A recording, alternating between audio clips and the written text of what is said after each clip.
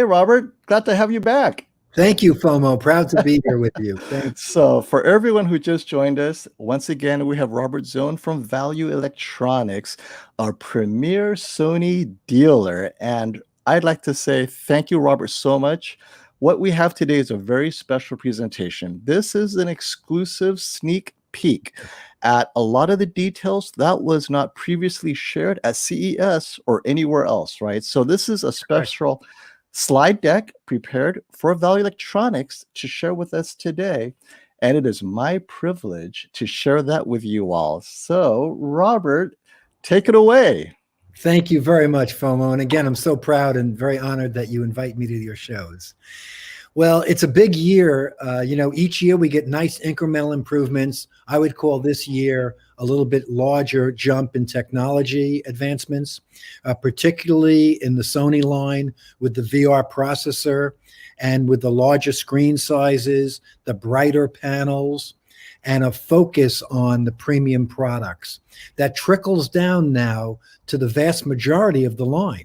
So the VR processor goes into the A90J, the 95J, of course on the 80J, A80J, OLED, the A90J Master Series, and of course the Z9J as well. So they've really stepped up the processing power as well as reaching a larger percentage of the line, so everybody at different price points and different screen sizes can have that Sony picture quality. If you want, we can move on to the next slide. There we shall. Which pretty much, again, just emphasizes the new processor this year, the XR processor. It's a big jump this year in, thank you, advancing the slide, that's good. XR. That's fine. That's all right. It's a big jump this year in the video processing because it's a step up from what they would call artificial intelligence. This now works like the human brain works and how our visual system works, so that it looks at focal points that we would naturally look at in the image. It puts a grid of thousands of points on the screen.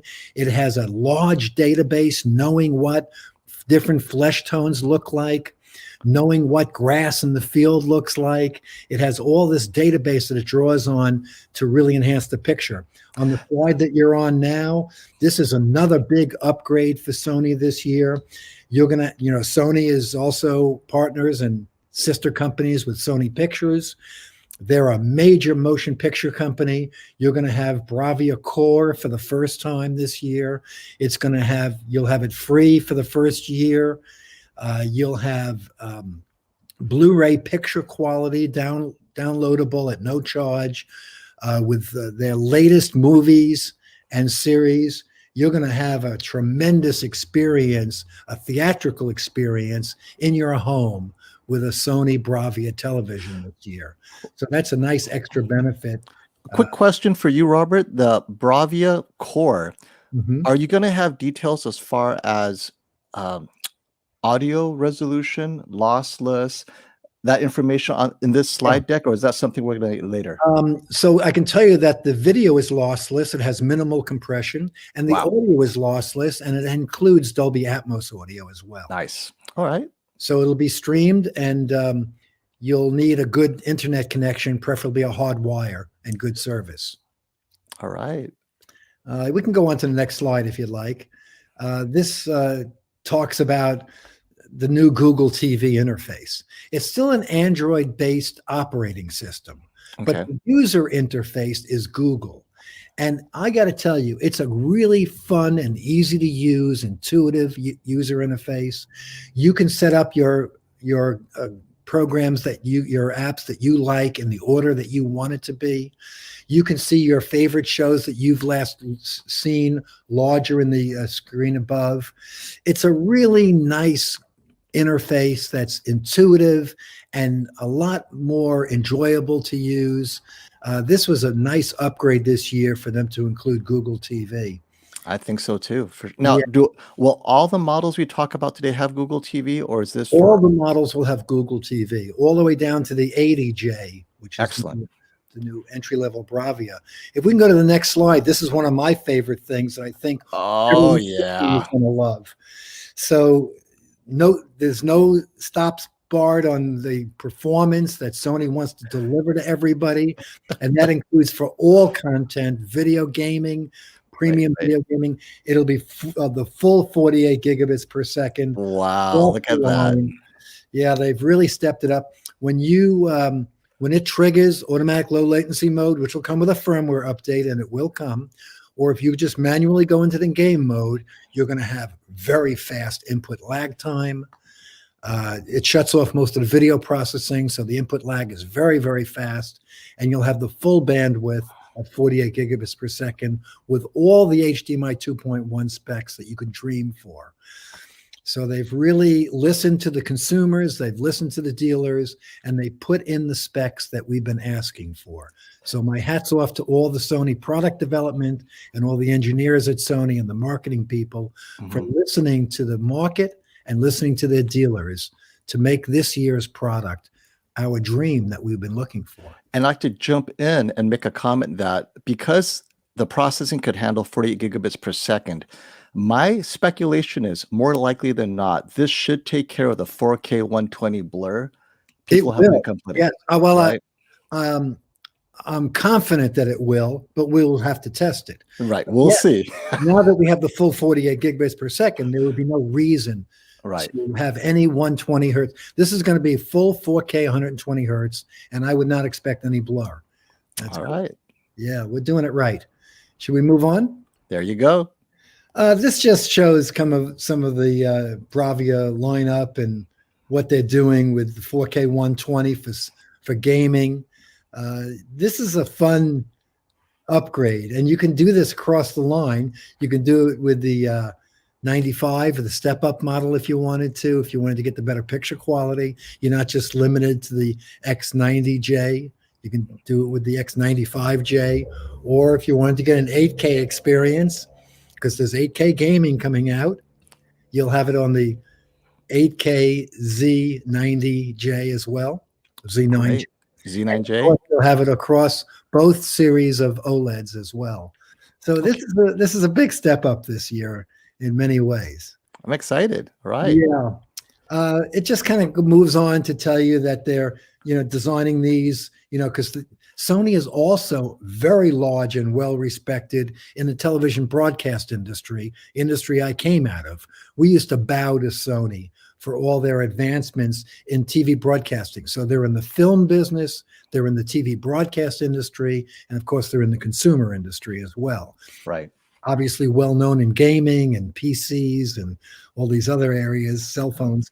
But this shows you their cooperation that they have with IMAX for enhanced, with Dolby Vision, with CalMan, with Netflix calibrated mode, with the Bravia Core. Now, is this CalMan ready mean that we can plug in a CalMan calibration as a cheaper one, and it will generate and do everything necessary, right? The license fee for do-it-yourselfers is $145. You'll still need a meter and some test patterns. Right. And then you can calibrate to very high standards in your home. So that's a nice upgrade this year as well. Should we move on? Thank you. Yeah, there you go. Again, showing more of Sony's broadcast integration here. They built into the TVs this year a much enhanced audio system as well. So the audio has been greatly enhanced. The very popular acoustic audio transducers, the actuators, now are in most of the products for this year. And you can also use all of the actuators as your center channel speaker if you have a surround sound system. They really envelop you in a very immersive audio system. Now, audio is another big upgrade this year on Sony TVs. Just to jump in, the center channel mode. So I used that on the A9G, but back then it was only the A9G that had that feature. So this year, which models can be converted to center channel mode? I have that here on another note. Okay. I think it trickles down to the A90. Wow. In a different screen. I'll we'll get there. But I think the A90 the A95. I'm Cool. sorry, X90, X95 All right. as well. Yeah, so you'll have all of that, as well as the auto calibration mode. You'll also have, again, showing more of Sony supporting all these HDR standards, Dolby Vision, IMAX enhanced, Netflix calibrated mode built in as well. You'll have Apple TV built into the interface, Disney Plus, of course, Netflix. Mhm. And you'll have Dolby Vision support going down to the X90J, and as well as Netflix calibrated mode and IMAX enhanced. And that'll be on the X90J as well, and the X95.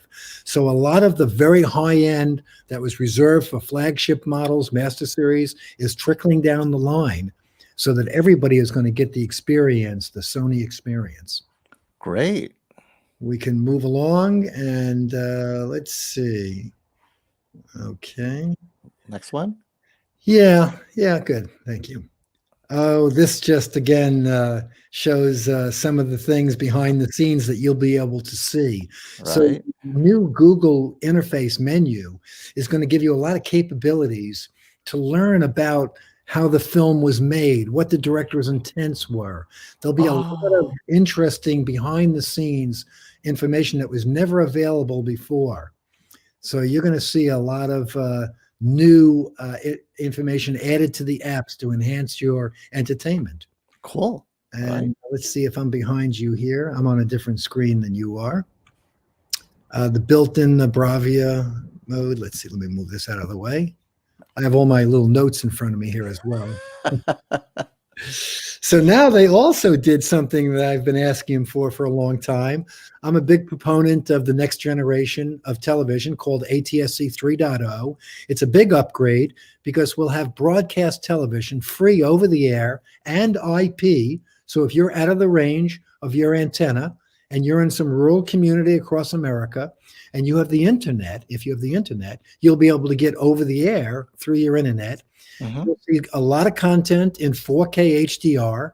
You'll see a lot of content in 1080p, but with HDR and wide color gamut.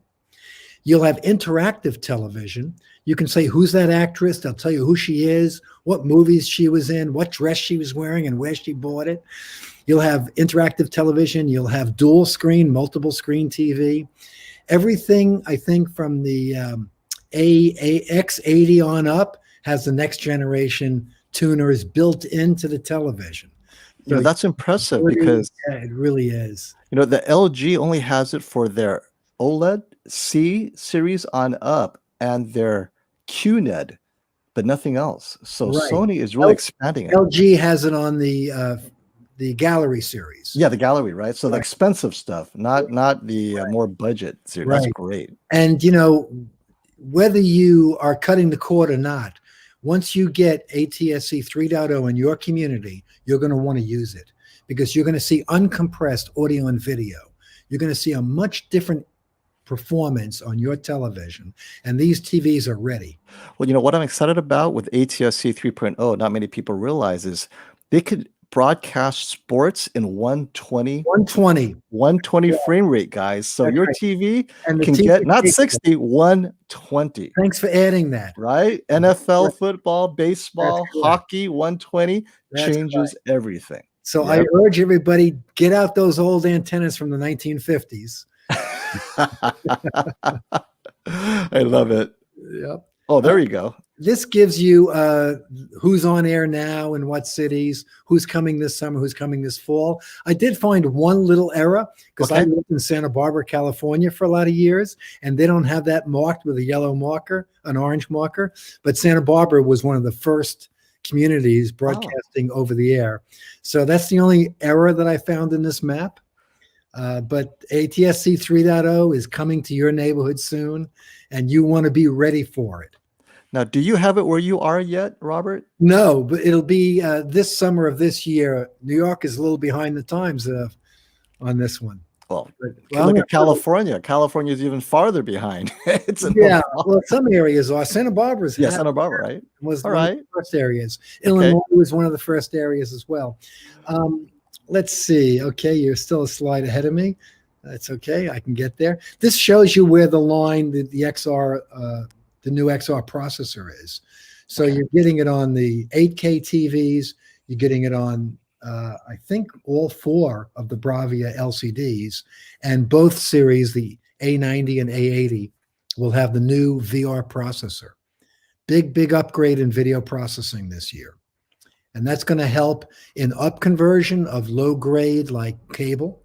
And it's going to help motion resolution and, of course, color fidelity and all the other things we like.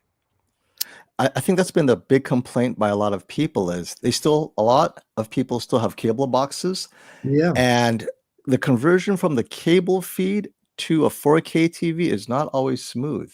Yeah. 1080p, most TVs get that right, but 720, not so much. That's right.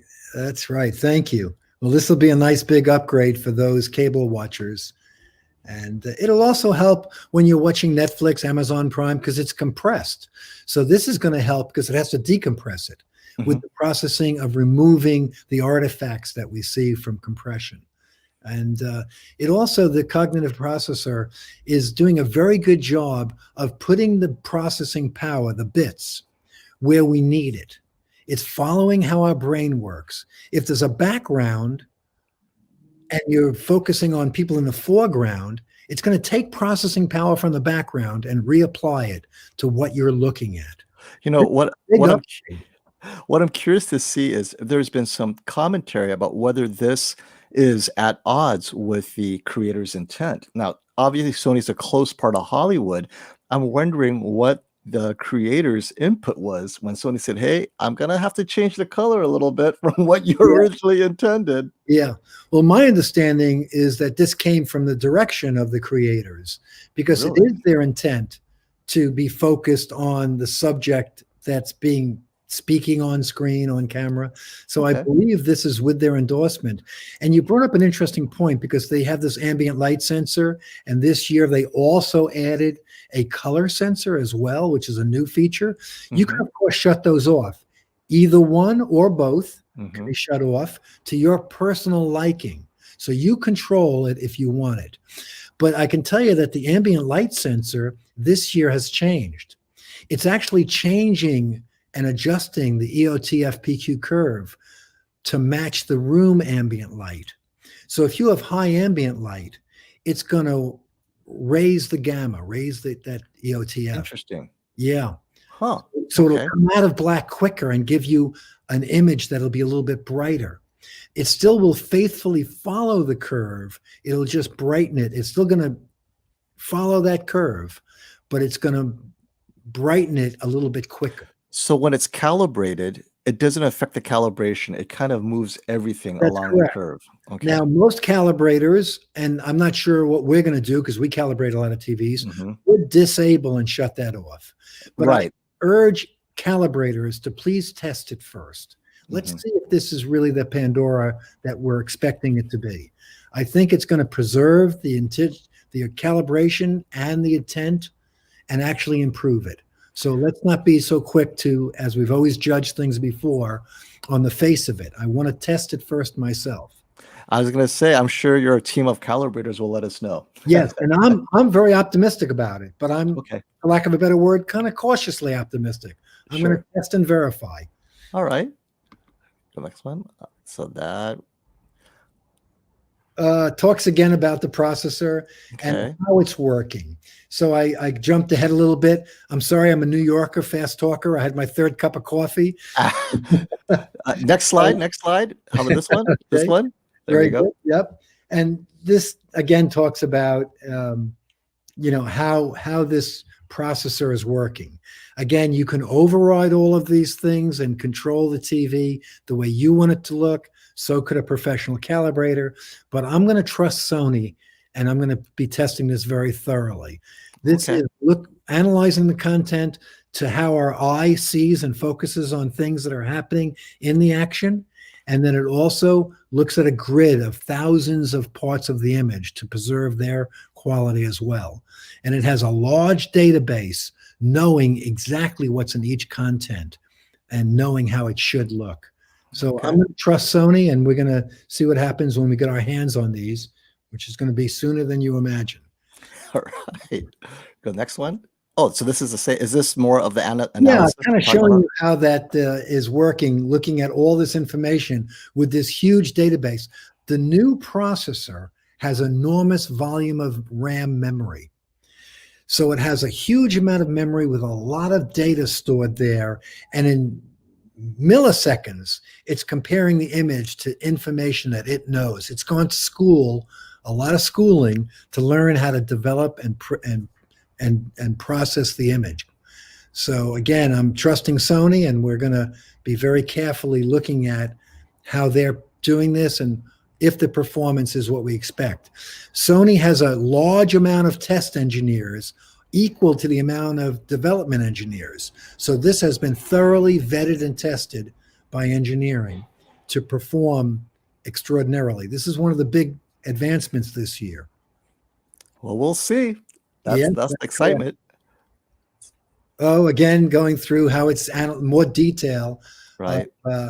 of how it's analyzing, and this is done to more closely match the creator's intent. That's what they're doing here. Again, more information about them trying to explain to us, to explain to the public here for us on how our brain and eyes work and how this new processor mimics the human visual system. All right. This is a good slide. Yeah. So again, we're going with larger screen sizes this year. I have a big, very nice surprise on the X90J. The USA exclusively will have the 100-inch screen size. So I've seen people report on forums that they dropped the 100-inch. Well, they dropped it in favor of the United States to get more inventory for us. Oh, that's what happened, because a lot of people complaining. The United States will have the exclusive supply of 100-inch 4K HDR full array local dimmed XR processed. Wow. Sony TVs. I am so excited to see these.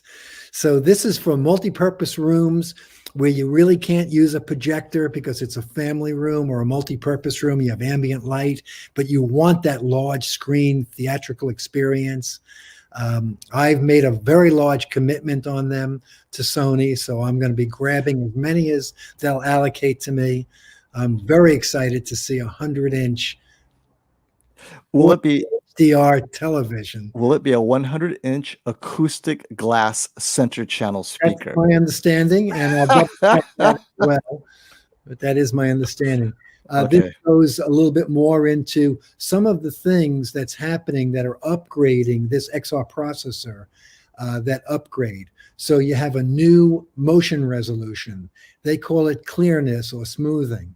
You'll have selectable black frame insertion.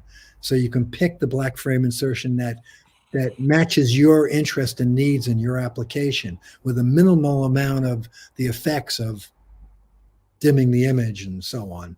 Right. Yeah, this goes through some of the, they have a new, on the 8K, the XR processor has even more memory, and some of the memory is specifically designed for up conversion to 8K.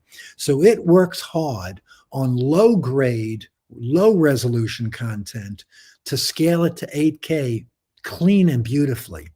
It's stunning to see this TV with 720p cable content on it. I was going to say from 720p to 8K, Yeah. it's literally, there's no content. You're making up, what, 80-70% of the content? So that's a lot of work. Nobody's going to be disappointed that owns a new 85, or there'll be 75-inch as well. All right. Z90. Actually, I have one in my dream for you. Oh, I can't wait. Very good. And this talks about some of the upgrade in the processing. It's a very immersive built-in processing. And again, use all the actuators as your center channel. This year, they added a dedicated center channel actuator. So there's an extra actuator in there. And the subwoofer attenuator is built in. this is a nice upgrade this year. Now, has Sony ever confirmed with you that their Triluminos is actually quantum dots or not? Because there's a Well, lot of yeah, people saying that's actually a quantum dot, but never an official word. yeah. No official word on that, Mhm. but it does describe their contrast. It does describe a lot about their color fidelity, and that language mimics quantum dot. It does. Yeah. So I don't know. It's all proprietary to Sony, and even LG keeps theirs sort of proprietary. They Right. call it Nano. Right. And this is the first year they said quantum dots Yeah, now, but they right? are releasing that they are quantum dot, and it is Right. like you correctly said, the first year that they are claiming it to be quantum dot. So Sony holds that close. Oh, there you go. There you go. Let's So go over it. Thank you. You're on a slide that describes exactly what there you're you go. talking about. Let's see if I can catch up to you here. Well, I'm a little behind, but it sure looks like a quantum dot. If you look at the new XR Luminous Pro, Triluminos Pro, that describes what a quantum dot filter. It's not really a filter. What it does is it changes the wavelength of the frequency of the light. Hmm. You put blue light in, and it's tuned to give you red light, or it's tuned to give you white light or blue light. And that's what they're illustrating here without saying it. Right. Let's see. Okay. Oh, there we go. Getting Now, rid of banding. All right. that's correct. You can see the banding on the top screen. You can see its smooth gradation below. Again, that's part of the new XR processor that'll have selectable black frame insertion for the OLEDs and selectable smoothing settings. Calibrators are going to have a ball with this one in getting this right. Now, this was the complaint about the X900H last year with the X1 Ultimate. In certain lower bit rate content, you see banding, and this XR chip should address that. That's on the exactly what. X90J, right? That's right. I expect that to be something in history, not in the current. Right. This talks about motion resolution. It's another big upgrade this year is the motion resolution. I did talk about that a little bit ahead of myself as well. Now, is this the black frame insertion you're talking about? Is that XR clarity? Yes, Okay. it is. Right.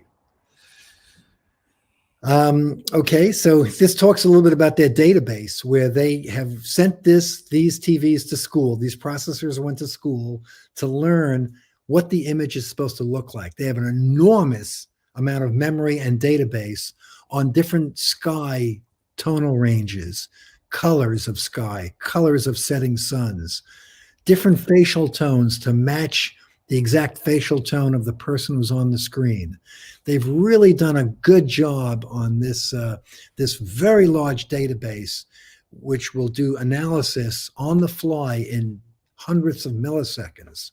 Now, as we know, with all of these kind of deep learning type of algorithms, will they be updating the firmware to continually update the XR effectiveness because more data over time? Did they tell you? Yes, about I do expect that to happen.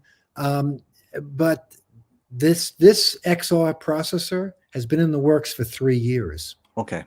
So it's had a lot of schooling already. It's ready. Huge, Ready to graduate. It is. It has that's correct. It's graduating now. It has a huge database. It seems to know what it's doing. And I had a very rare opportunity to be invited out to headquarters for Sony to talk to the engineers and to see some of this in action. Oof. It's a pretty exciting advancement in technology and video processing. Sony has always been on the bleeding edge of video processing. Now, is this XR contrast unique to non-OLEDs because OLED has the best contrast, or does OLED also have XR contrast too? OLED does as well at different levels. So the brighter A90J has a higher percent of capability to boost the contrast, and it'll do it on an as needed basis. When it sees that EOTF at 4,000 nits, it's going to boost that area of the content. Oh, You're going to see a much different dynamic tonal range across the interesting. line. Now, especially true on an X90, A90, and on an X95 and a Z9J, because those are the brighter panels. So one of the differences between, let's say, the LCD on the X90J and the 95J is you have more local dimming zones, more LEDs per zone, and a higher peak lumens capability. So the XR contrast booster can boost those specular highlights even higher. I want to go over one more thing on the boosting of the WRGB and the OLEDs. They know what they're doing at Sony. They're not going to blow out the specular highlights. They're not going to blow out the color volume. They're boosting red, green, blue proportionately as needed with the white OLED subpixels, so that they're going to maintain 100% of the color volume throughout the dynamic tonal range. This is a different processing technology than we've ever seen before. This is a very intelligent processor, and it's been very well tuned by their engineers. So, now, will it make a big difference for the X90J? So the X900H, the complaint was it's a little bit dimmer and washed out compared to the 950H last year. right. Will the X90J be a big upgrade to the Yes. X900H? Well, it is brighter than the current model. It's Okay. already going to be brighter, but Oh, the okay. contrast booster is going to help the perceived contrast to look much higher and to be much higher. So, yeah, this is another big year, and the blacks are excellent as well on Okay. on those panels. You bet. Oh, here we go. Yeah. This shows you a range of they're numbered at 5, 10, and 15.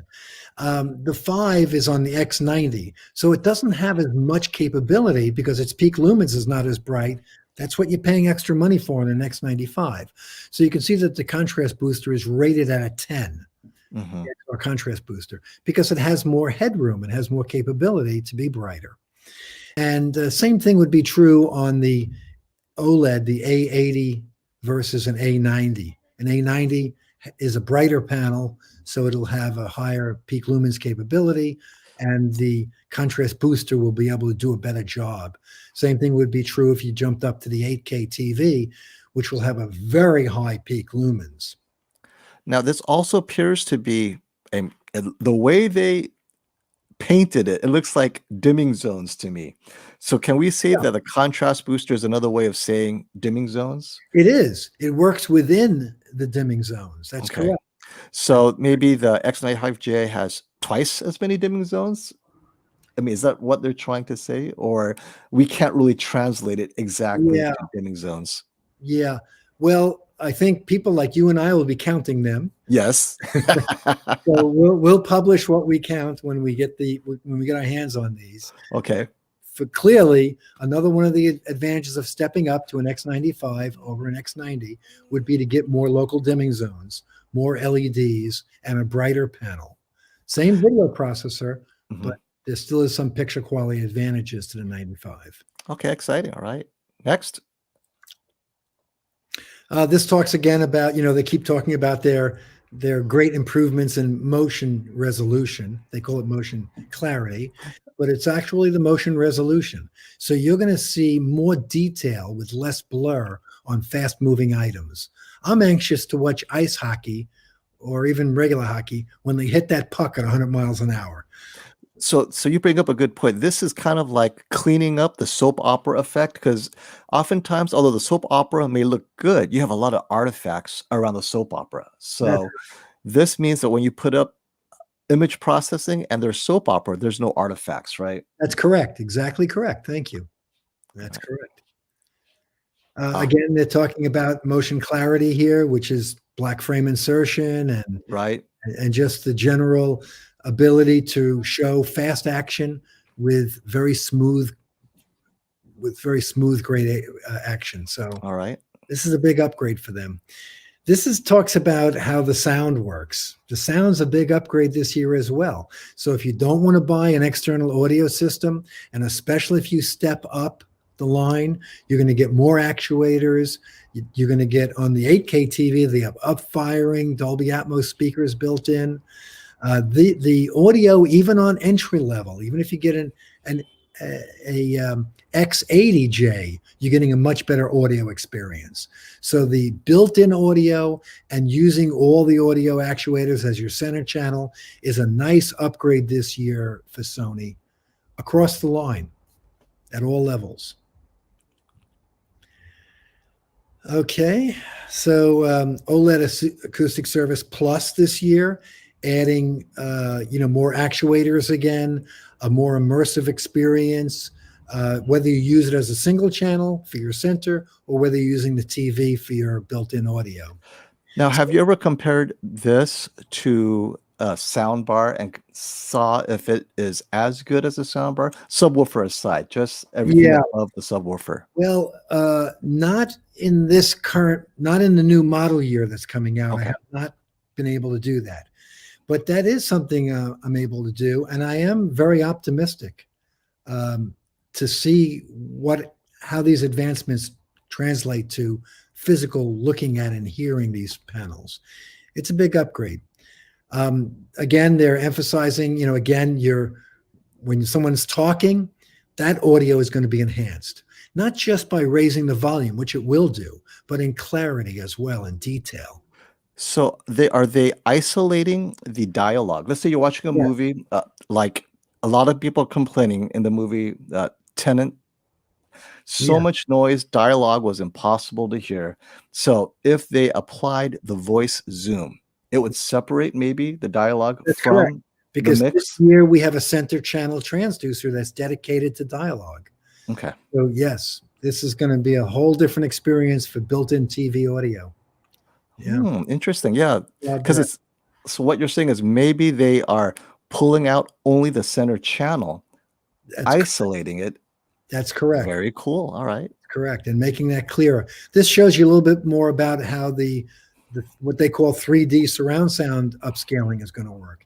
Even if you're watching a channel that's broadcast in stereo, it's going to give you a more immersive, filling the room, the sound field more fully, and giving you a much more full, accurate sound stage. So good job there as well. It seems like we're jumping back a little bit. This is not your fault. It's just the order of the slides. So Google TV again. And all right, I'm going to go forward there. More Google TV. Yeah.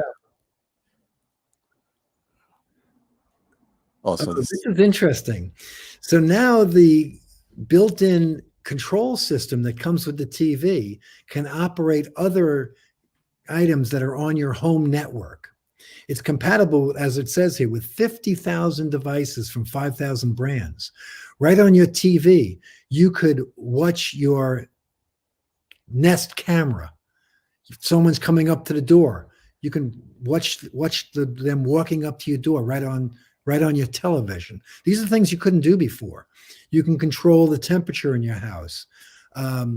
There's so much control now, right without buying a programmed remote. That's do-it-yourself programmable. This is another big upgrade capable because of the new processor, the XR processor. Cool deal. Right. Oh, there you go. Okay. Yeah. This is a Google TV. It also has Alexa built into it. Is the mic on the TV or is the mic on the remote control? The mic is on the TV on the upgrade models. The mic is in the remote control on the base models. Okay. So you have all sorts of casting capabilities from whatever your favorite platform is. If it's Apple AirPlay or if it's Chromecast, is all built in and capable. Okay. So any Android or anything you can cast. Right, Apple AirPlay there. Yeah. Again, Alexa. So here's somebody at the front door. So you can say, Alexa, show me who's at the front door. You couldn't do these things before. Oh, the remote control. Many people are asking about that. All right. To me. So only on the A90J, which is going to be very popular this year, and the A9J, you're going to have a really nice all-metal premium remote. All the buttons are backlit. And I'm going to see if I can buy these remotes for people that buy A80s and A90Js, X90Js, because I think everybody's going to want this remote. Now, you said backlit. Is only the metal remotes backlit? Only the metal remote. And only the buttons are backlit. So they're not wasting any light coming out that changes your pupils or anything. It's just the buttons that are backlit. So you're very easy to see what's going on. And it's a beautiful remote control that feels good in your hand, and it's real rugged. It's all metal construction. That's a very, very, very nice premium remote. But it also looks like the plastic black remote is identical in every way except it's plastic, which is great, right? It's So not all the buttons either.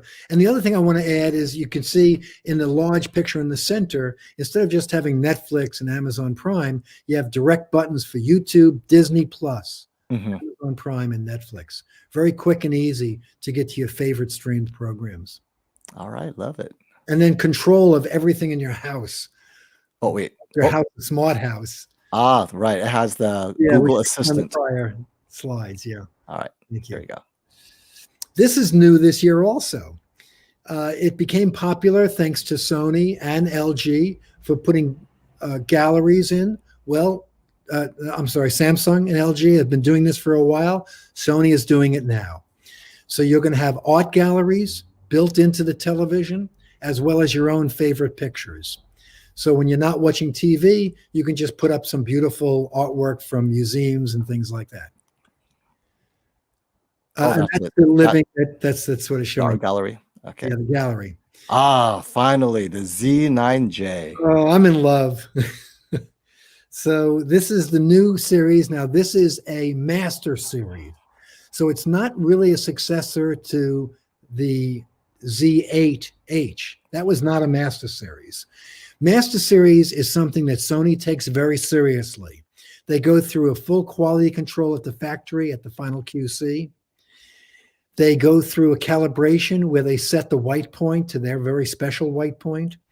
You're ensured of getting a TV that you can take out of the box, that is free of defects, that has a good panel, that is set up very accurately. And so this is a master series 8K, 75-inch or 85-inch TV. And very exciting new product. More local dimming zones this year with the A9J as well. Oh, so the Z9J has more local dimming zone than last year's Z8. 8H. It also is a lot brighter as well, higher peak lumens. Okay. Now, since we're starting the model discussion, what can you say in terms of when can you share launch dates and pricing? Because I know a lot of people are interested. Thank you. So it rolls out as far as, so I know all the information, but I'm sworn to secrecy. and I love my relationship with Sony, and I'm not going to damage that. Absolutely. But starting with February 15th, I'm permitted to give out prices and the availability date, which will, by the way, be very soon after, on the 55-inch and 65-inch A90J Master Series. So that's a Monday, a week from this coming Monday. I'll be taking pre-orders. Shipping will be very soon after, and we'll be announcing prices as well. And this year, Sony also took the good advice of their dealers and priced the products, even the high-end products, very compelling. So you're going to see great products at very compelling price points. So you can start taking pre-orders on February 15, you said. On 55 and 65-inch A90J Master Series OLEDs. And the Z9J, same time as well, if people are interested? No, not yet. Just the A90J. Let's just leave it at late spring. All right. All right, let's go. Oh, here's, okay, Z9J. This is more of the good stuff. Yeah, and this has the highest peak lumens capability. So the contrast booster can really show its power of what it's capable of doing. And this is going to be really nice for those specular highlights to preserve the color, the full color volume, and equally boost the peak lumens while preserving color. What I'm excited for is when you get the Z9J in your showroom, and are you planning to get the 83-inch A90J as well? Of course I am. Right, head to head, I need to know your impression, right? Because they're very similarly priced, right? Yeah. So it'll be great to see what you would choose with the $8,000, right? That's right. Thank you. This talks about a little bit about how the new processor is working, this very smart processor. They're going to put less emphasis on the background. They're going to give you very realistic looking, in this case, the fur on this chimp. And they're going to give you very good detail as well. So the things that are in the forefront, that's where the processing is going to be emphasized. The background should be soft. And that's the creator's intent as well. So they really enhance the image quality very, very nicely. Again, we're going back to talking about how they're going to be processing audio. You can see the new center channel actuator for dialogue. So dialogue is going to be clear, and you're not going to say, what did he say? I didn't hear that. That problem is history. That goes away. This is using the center, all the actuators for your center channel. It'll work better than the current model. And this is showing it to you on the Master Series 8K TV. It's also available up and down the line. This is a very nice feature because, it's always awkward. Where do you place that center channel speaker? Absolutely. Yeah. Yeah, it's also ugly, and where are you going to put it? And this gives you, when people sing or speak, it comes right out of their mouths, and you visualize it perfectly coming. It looks like they're speaking to you in the room. It's a really good match to the visual. That makes sense, right? Yeah. This year, we have extra wide viewing angle, and we added a new feature, the anti-reflective coating, which Samsung was always best at that. Right. And we did it without degrading the blacks. So you're going to see tremendous minimum luminance level blacks, no degradation, with a new extra wide angle viewing and an anti-glare coating that's going to reduce glare.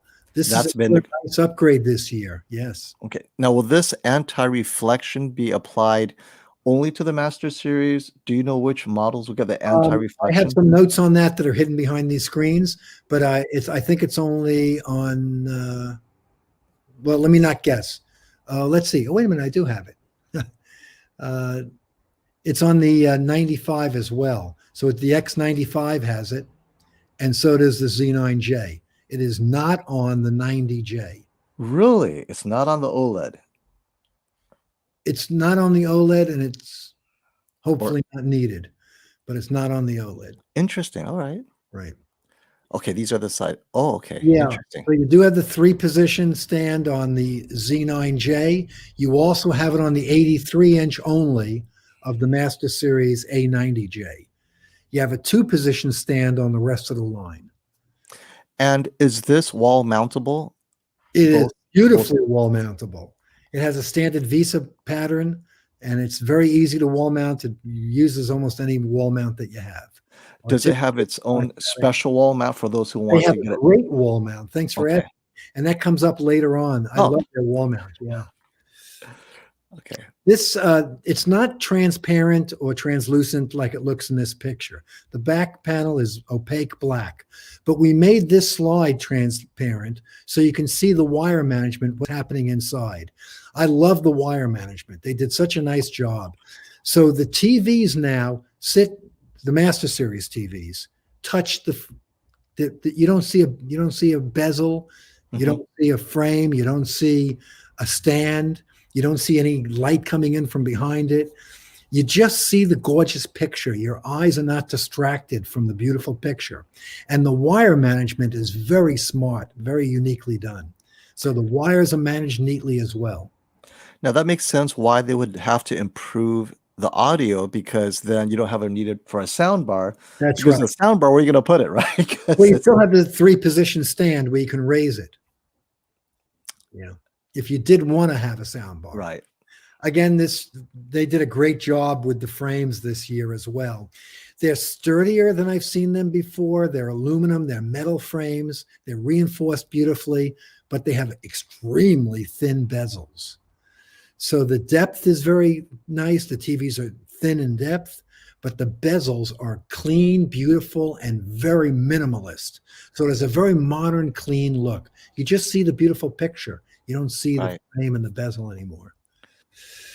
This goes over, again, some of the new features for this year on the 8K Master Series.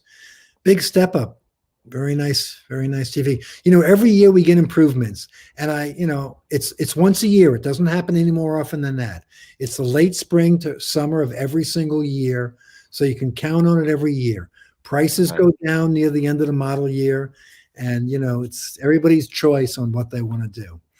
Okay. This shows you literally what the differences are from 2020 Z9J, which was a carryover from 2019, the Master Series. Remember, this is not a successor to the Z8J, which was 8K.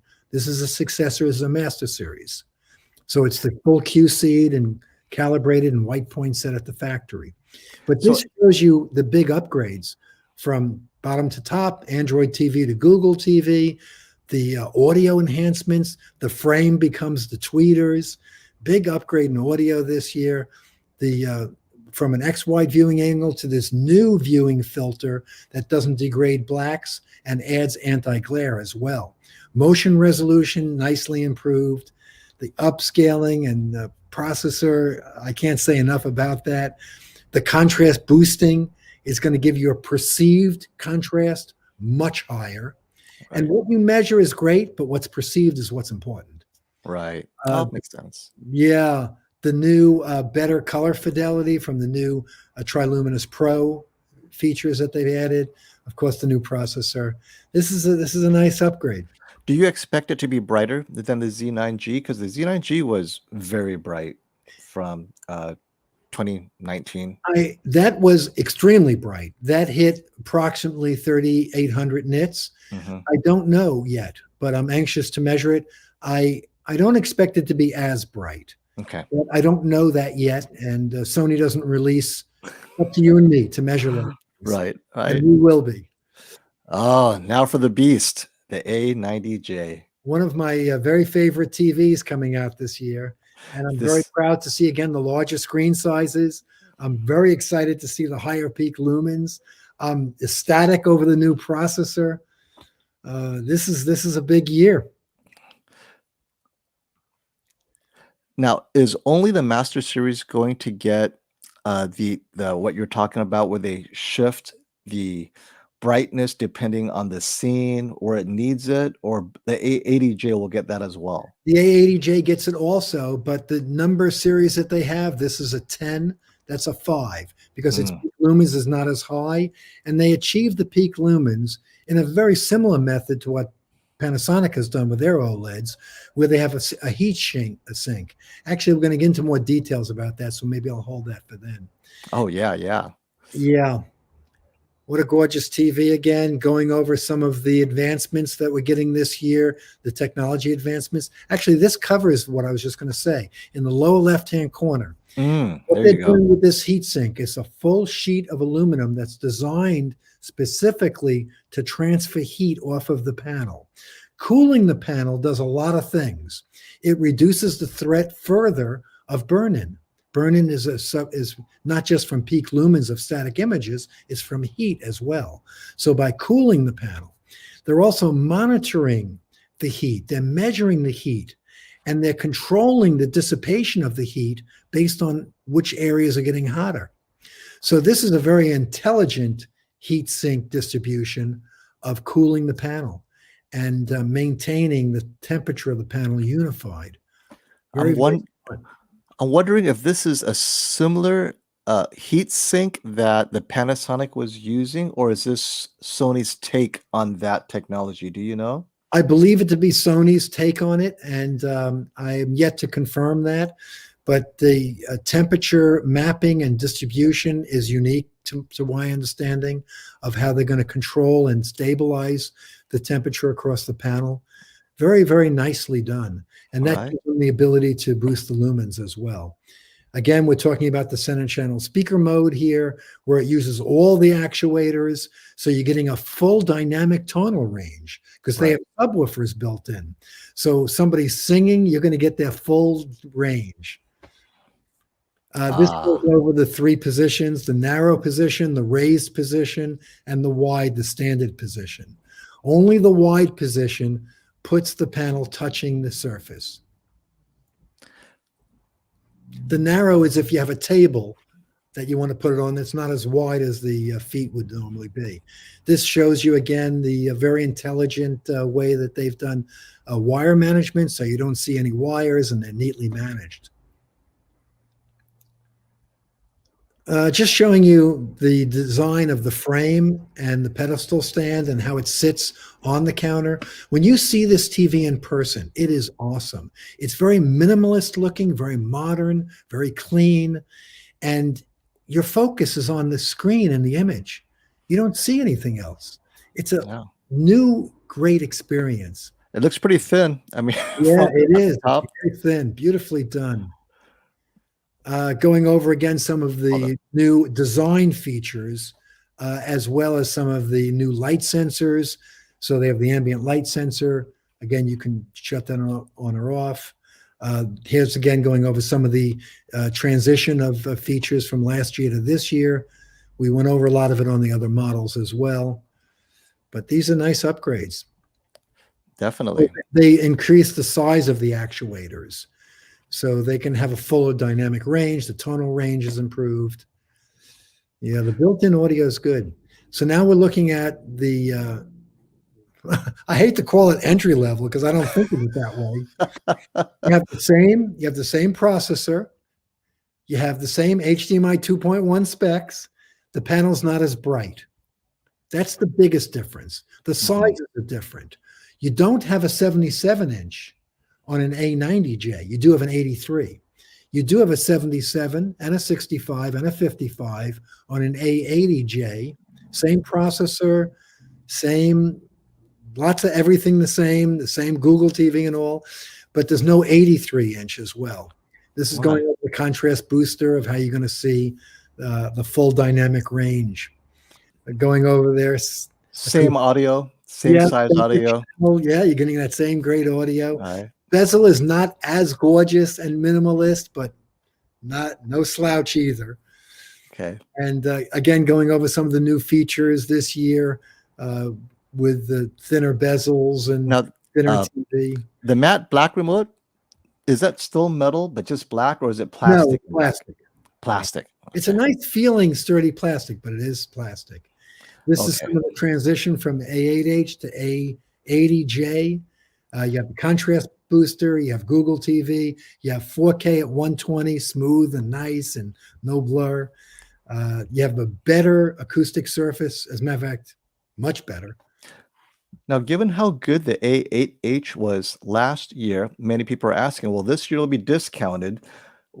What are they upgrading to if they're paying more for the current A80J? Because a lot of people will be faced with that dilemma.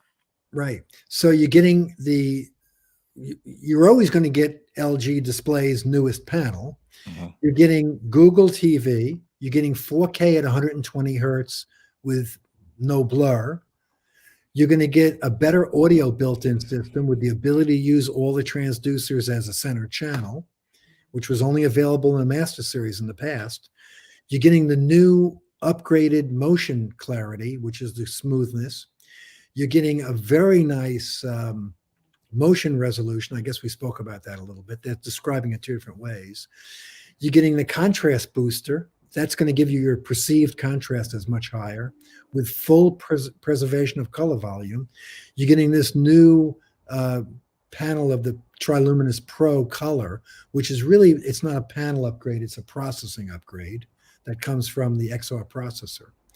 So that's it. The design of it's a little bit nicer as well. The bezel's nicer, the stands are nicer. You're getting screen sizes up to 77-inch. Last year, we only had up to 65-inch. So I'd say, I think for me, the biggest noticeable upgrade would be assuming that their motion clarity is improved, eliminating the artifacts from the processing, right? If you put in, if you put it on soap opera, which a lot of people do like, sometimes you have a lot of those artifacts in many movies. So if you eliminate that and you add Google TV, for me, that would be my reason for upgrading is the motion right there. Yeah, I'm happy to see the audio upgrade, the processor, as you said, and the 77-inch capability. Right, 77. Very affordable price. Yeah. And I like the new design, the new stand and all. So now we're looking at the 8K Dream TV. 4K, 4K. Oh, I'm sorry. The flagship 4K. Thank you very much. The flagship 4K. What a nice piece. So this one has the anti-glare reflective coating. It has the X-wide viewing angle. It uses the frame tweeter as well to generate a 5.1.2 audio system with There you upfire. go. Yeah. Now, is anti-reflection on all the sizes or just the larger sizes? It's thank you. It's only on 75 and 85. Okay. Good. And that's on the anti-reflective. The X wide is on all of the sizes. Okay. But the anti-reflective is on the larger screen. And there's our cable management again, so beautifully integrated. Nice job, Sony. Beautiful stand, again, showing the minimalist design of the bezel and stand. So all you see is your beautiful picture. Here we are talking about all the new upgrade features this year. Again, differences from last year to this year, what's different about it. Again, these slides were built just for us. So very kind of Sony to now, just as a reminder for many people, the 950H, the biggest complaint last year was that the dark room performance was still a lot of blooming. It's as if the 900H had the better full array local dimming processor. I'm assuming this year it's going to be significantly better in the dark room. That's correct. We're going to see more local dimming zones, a brighter panel, and with much better processing. The processing is very important on how they control the local dimming. It's not only the amount of zones and the amount of LEDs, right? The controller controls that. So yes, and you'll have 4K at 120 hertz clean. Yes, with a new XR, 48 gigabits per second. Yep. One step down, Robert Zohn's 100-inch coming. And you're going to have a full array local dim as we did last year, but again, more zones. You have that center channel capability with an acoustic panel. You have a nice new clean bezel, new pedestal stand design.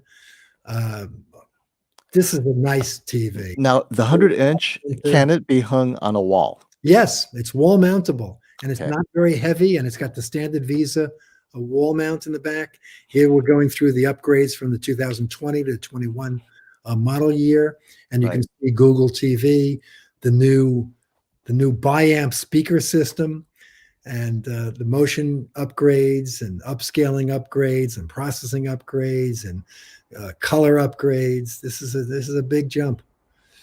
And screen sizes. Here we go. We have screen sizes starting at a 50-inch this year. Oh, yeah. So 50-inch. Will it have all the gaming features at 50 inches? Yeah, it does. Okay. All the way down to 50. Yeah, because many of you know that the Samsung at 50 inches last year did not have that. Right. We'll see this year if they do, but last year they didn't. And I'm glad Sony is making sure it's 50 inch size. 4K, 120 hertz, clean. We'll have VRR, ALM. Everything will be in there. Oh, speaking of, since you've mentioned it, out of the box, will it have it ready, or I'm not sure about that. I'm told by some of the technicians and engineers and product managers that it does, and others say we're not sure if it'll be very soon after launch. Okay. So soon to be determined. So this is the 100-inch. It gets its own model number, X92J. The rest of the line is X90, except for a carryover 85-inch X91J. There you go. Let's get to there. There you go. That TV, in all, listen, I spoke about all the good things. I'll even say things that, even if you don't like hearing them, I'm going to tell you what the truth is. This is a carryover model. So it's no different than what we had in an X900H. Thank you. Right. It's no different. So in other words, if you're considering an 85-inch X91J, you might as well get the 85-inch X900H because it's pretty much identical. Same processor. They are identical. Same processor we had in the current model year. Yeah. Thank you for that. They just wanted to fill the line to have every size. Yeah. But this is a carryover, sort of. Okay. Now, this is the same as what we have. Well, it's not the same. It's a step up. But it's the replacement or the successor to our X800H. Okay. So this is an edge-lit TV. So but there's no full array local dimming that's zones, no correct. dimming zones. It Okay. it has dimming, but it's from the edges, and it's not a local dimming TV. Um, and now this is our entry, okay, and that's Yeah. our entry level, which is a step up and a successor to the X750 that we have Ah. in terms of Now ID. now does the X80J have any gaming features? I'm sorry I hid this in the screen behind here. That's all right. Let's see if I can dig it up quickly. Let's see if this Because a lot of people want the most affordable gaming TV, and yeah, so they understand the high end has it. How low can they go to have access to Sony's gaming feature so okay. they can save up for it, All basically? right, let's see. I should be able to find you that in a few moments. I gotta We got time. thank What's you. everyone doing on a Saturday evening, right? That's right. That's right. Thank you. Okay. And I do have that hidden over here. And for everyone who's watching right now, I will come back and timestamp everything later. So if you want to rewatch it, you can. Oh, that's very good. I love the time stamping. Yeah, it makes it so much easier. It really, really does. Yeah. Oh, let's see. I do have that answer, but it's not jumping out at me. Should we do any Q&A? Is there anything in the while I'm looking Yeah, at this?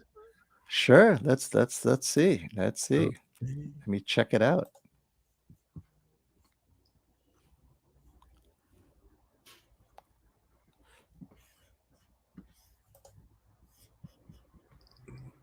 I got too many windows open here. Oh, that's all right.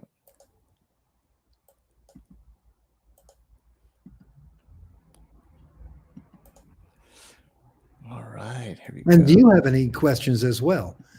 'Cause I'm You not know what? I actually do. Let me see. Well, let me make sure we go through all the slides. There's anything else in here you want to talk about? Bluetooth X80J. These are all the sizes. Oh, and the voice control has been so greatly enhanced this year. You can even control your other 50,000 devices in the house. And you But can, is this the wall mount you were talking about? The ultra oh, yeah, that's a slim? great wall mount. We've had that wall mount since 2019, but they've made sure, I love that wall mount. It's reasonably priced. They've made sure that it'll fit all the new models this year. That's a very, very nice wall mount. Now, based on what you know, here's a good question. Is the X85J 43-inch probably the best 43-inch TV of 2021? I would guess it to be the best. Yes. Right, because there's not a lot of them out there, right? Yeah, yeah. I'm just starting to find some of my secret little slides here. And we wanted to know if the 80J will be good for gaming. And I have that answer somewhere. Any questions of yours that we didn't answer or from Yeah, someone's asking just to double check. Will the A90J be sharing the same LG Evo OLED panel with the No, extra it's not. bright green? Well, we actually don't know if they're also using the Evo panel because LG is not using a heatsink. Oh, that's news to me. So LG is not using a heatsink. No, they're just using a panel that has a different pixel array with more blue and green pixel.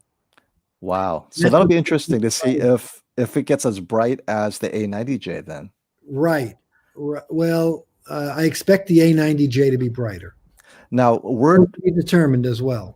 Word previously was that 55-inch size was not available on the X95J. Is that still true? No, we have a 50 and a 55. On the X95J? Yes. Yep. Oh, well, there we go then. So the X95J comes in a 50 and a 55. That's correct.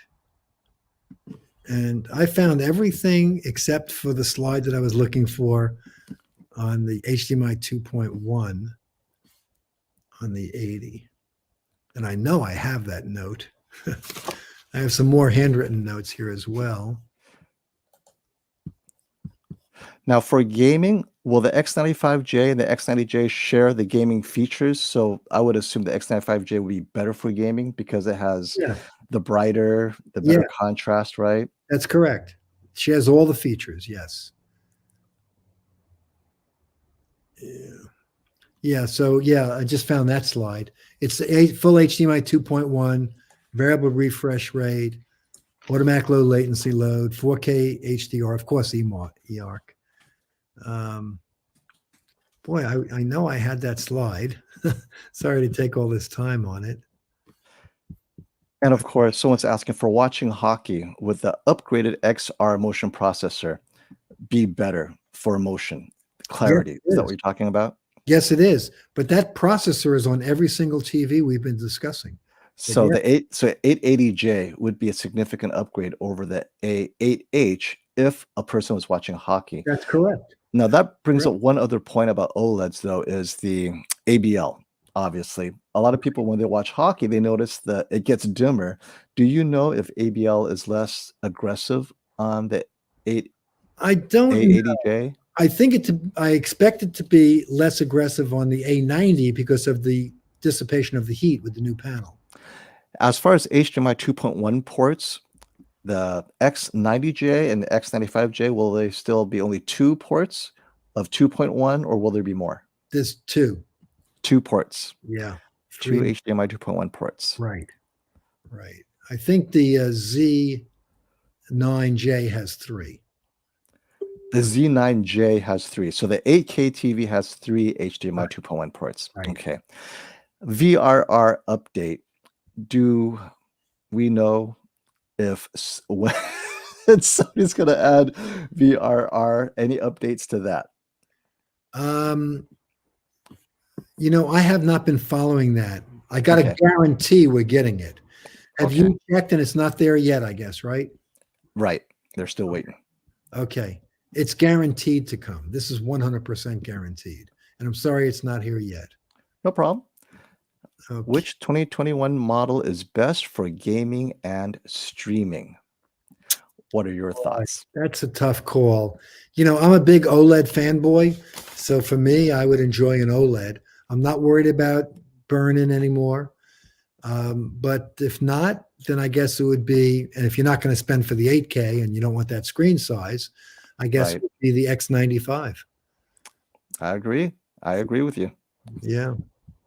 Okay, so that slide doesn't come up here, but if you don't mind, I'll follow up with you. Yeah, I will put it up. On that, and you can post or add it on. Absolutely. Okay. So just one more time, confirming X95J is really coming in a 50-inch and a 55-inch, right? Was it on one of our slides? You know what? Let me look through that while we go through that. It could be. It gives all the sizes, right? Yeah, I thought it did. Yeah. Yeah, it should. Okay. Here I have the X95J here. Put it up. Okay. Okay.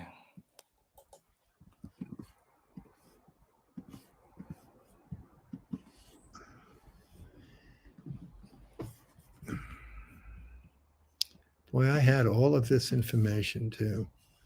Very sorry I can't come up with it right now. Tire size range. I believe it's 50 and 55.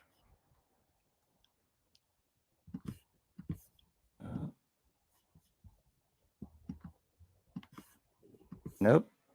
So it's not in the slides. Oh, we don't have that in there? Well, it may be part of another slide, that information. So I'm going to look through it one more time. Boy, I thought we had that answer also, and I believe it is. I think I can get that answer another way. So let's just be sure.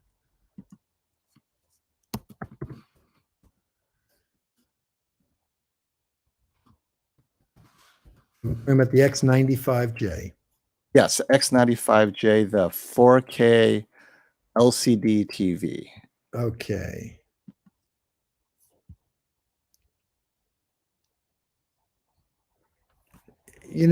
I can't be sure. 50-inch, 65, 70, 75, and 85 and 100 is one and 85, not 100, is confirmed. But I I do have that. I'll answer you on that as well. I don't have it also at my fingertips. Okay, no problem. What Yeah. I'll do is I'll follow up with you later, Good. and I'll then I'll it post it might in the be community tomorrow. page. Right. It might be Because there was some indication from Sony that the X95J was skipping the 55-inch because it was not cost effective at that price, okay. but subject to change, obviously. So yeah, I'll make sure to update everyone if it's offered in the other sizes as well. Okay. Now, as far as just a reminder, if people are interested in pre-ordering the A90J on February 15, you'll be Yeah. able, we're going to have an announcement as far as prices, launch dates, and all that That's stuff correct. for the 55 and 65-inch That's size. correct as well. Okay. Now, some questions here is one is, it's right here. And we'll have a very quick ship date right after the announcement. Ah,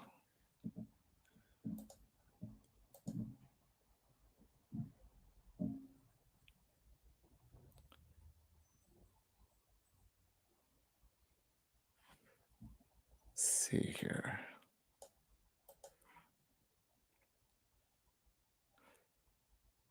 I see some nice shout outs and hello to everybody watching. Thank you so much for tuning in.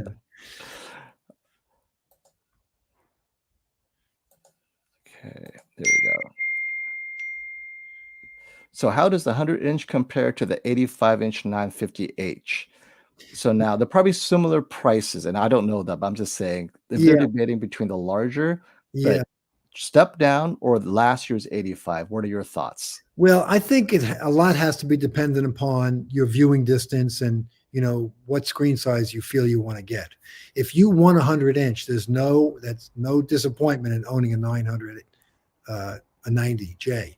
That's a tremendous TV. But you will have a higher contrast. You'll have a brighter image, and you will have some benefits on the 85-inch. So I think it's sort of dependent upon your viewing distance. You should try to keep that 1.5 times the height of the TV as your guide. Right.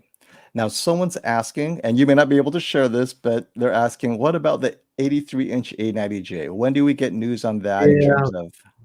I know the answer, and I'm not permitted to say it. So Okay. Well, we'll let you guys know as soon as that's out there. we will. I'll be the first to announce it. I can promise you that. Okay, so let me summarize the A90J for those who have missed it based on the slides we've had.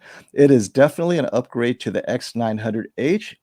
For me, for gamers specifically, 4K 120 is now going through a full bandwidth 48 gigabit per second, which is important, I believe, because that upgrades the processor as well. Yes. And more importantly, I think with the upgraded contrast system, is there a suggestion there's more dimming zones? I know we'll have to count it, but is there an indication that you think the X90J will have more dimming zones than the X900H, Robert? Yes, I believe it will. And also, as you know, as you go up in screen size, they automatically give you more local dimming zones. Oh, so, and this is the A90J. My bad. I think I said X90J. I can't even read. A90J summary. Let me go into that. The A90J is a completely, like a wholesale upgrade because of its heatsink and upgraded OLED panel from LG. And you're saying that the LG doesn't even have the A90J cooling system at all, right, Robert? Your understanding is the LG G1 doesn't have a heatsink. So this actually raises the A90J and separates it from the Gallery series from LG. And I think that's significant because potentially, we'll see, A90J sounds like it could be brighter than the G1 even because of that. I expect it to be, but we don't know until we get on both models. Right. And what about gaming? Can the A90J be used as the ultimate gaming TV? I would say it is, yes. And USA will be the only country getting the 100-inch. What about Canada? Is it North America or is it USA only? USA only. So A90J 100-inch is USA only. And are you able to share when you can start pre-orders on 100-inch yet? No, but check later this spring before the summer comes. All right. Okay. Let's see.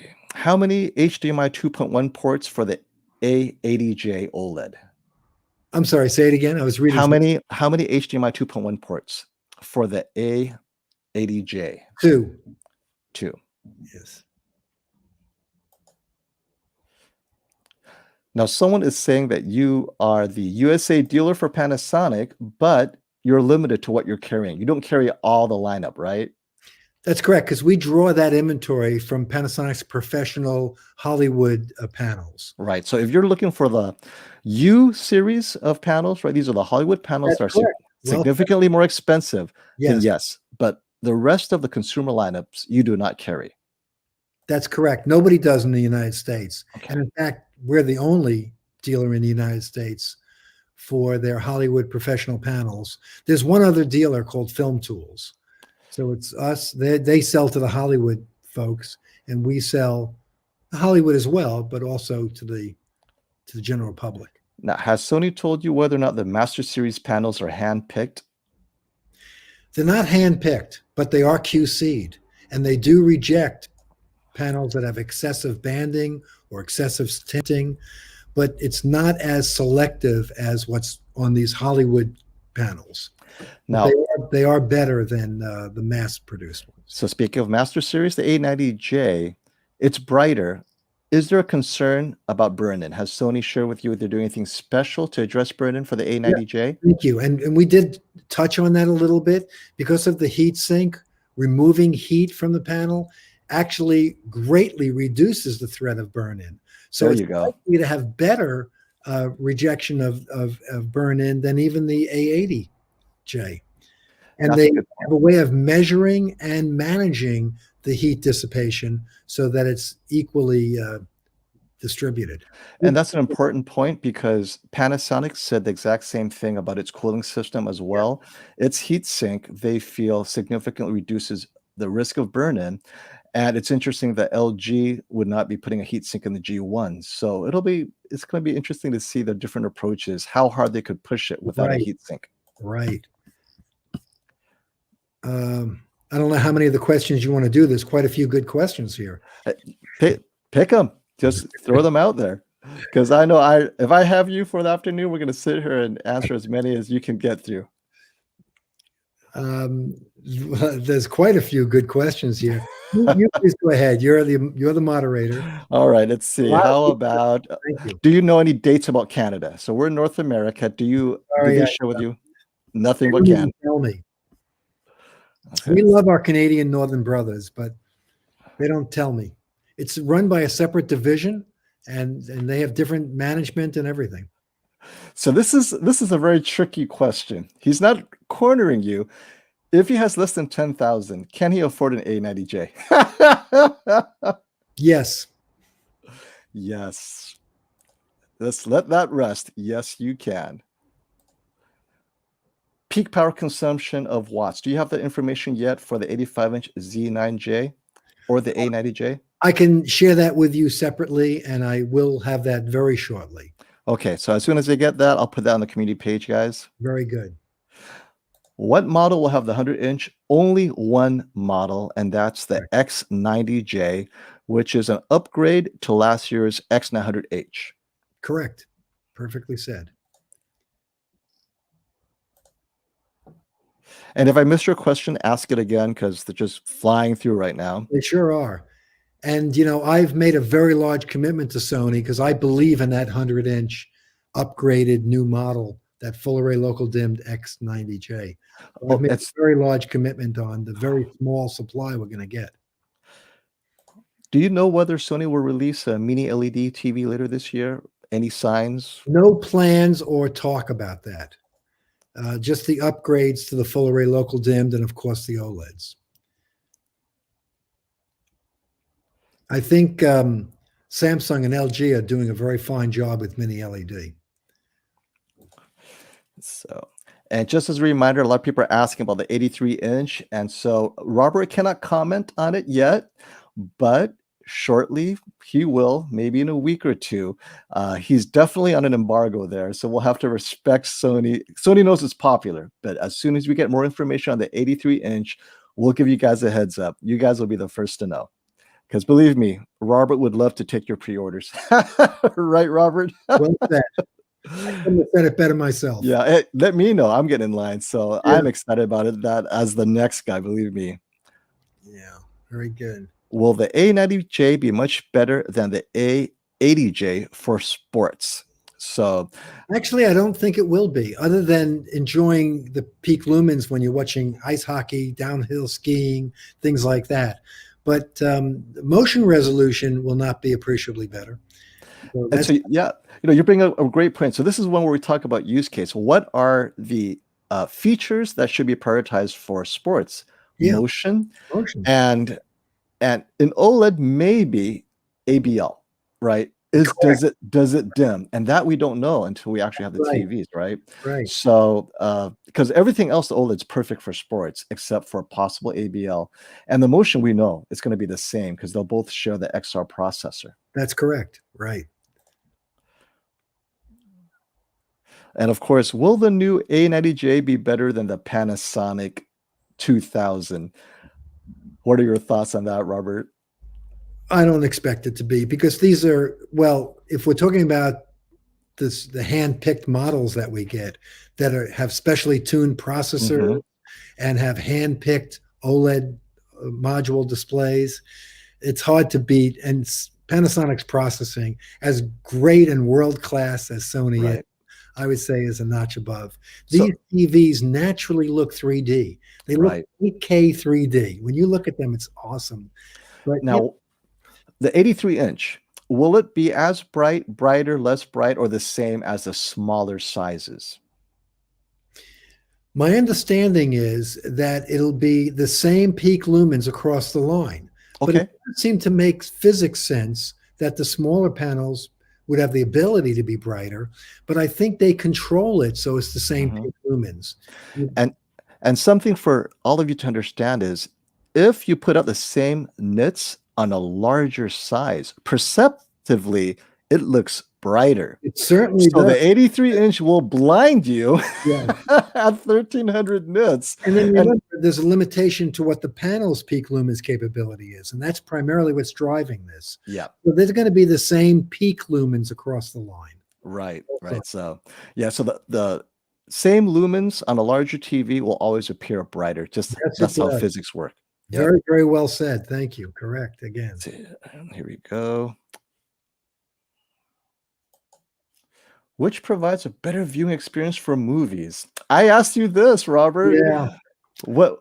No, obviously it's a guess. You don't have the TVs in your shop yet. You know, this is a very good question, and you did ask me this before. Yeah. Because it's a similar price. It's a similar price, right? Plus or minus 1,000. At that point, it's not even the cost. It's which should I get?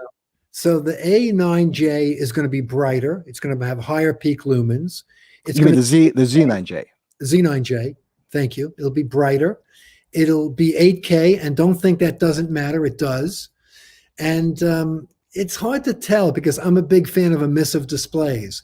I think, we're going to have them butt up next to each other, and they're going to be set up on an equal playing field. So I'll be able to answer that when I get my hands on them, and anybody who visits us will be able to see for themselves what they like. And I'm going to somehow get you across the country as well. Well, I think the big thing is this. When the lights are on, everyone's going to choose the 8K. Correct. You turn off the lights, you put in some slightly darker scenes, and suddenly they're going with the OLED, right? I think that is a good answer, and I think that's the correct answer. Thank you. And I based on what I just saw today and talking to you, I do think the X90J is a significant upgrade over the X900H, especially if you're a gamer. I think the 48 gigabits per second, the new processor, I think this will solve the blur, because Sony has minimized the blur, but I think they believe they're done. And for many of you who are still complaining, wait a minute, actually, you know what? Let's explore that. Do you have any word from Sony whether they're still working on the 4K 120 blur issue for the X900H? I think it still is being worked on, yes. Okay, so they're back on it. They're still working on it. 48 gigabits, the new processor is going to do a better job with motion clarity. That's one of the things that this processor is expert at. Okay, so there you have it. Be a nice upgrade in motion. And even if you're not gaming, I think the X90J having more dimming zones, that pretty much answers the question. That's a significant upgrade. Yes. Thank you. Do you have any reason to believe why Sony has only 2 HDMI 2.1 ports, whereas LG is going with 4? Is any engineering reason you know about? Well, I do know that LG is the only TV manufacturer that also has their chip manufacturing that they own. So they have more resources available to them. And I wish they would do the full 48 gigabits. We're still waiting to get that answer. Okay. But right now, we're doing the full 48 gigabits. And what about 4 ports? How come LG has 4 ports of HDMI 2.1 and Sony only has 2? Or worse still, Samsung only has 1. Right? So I think it's because that LG owns another division that makes that does that. Okay. So they have more resources on HDMI chips. What about that SUWL85 mounting? Is that for the A90J as well, or will they get their own?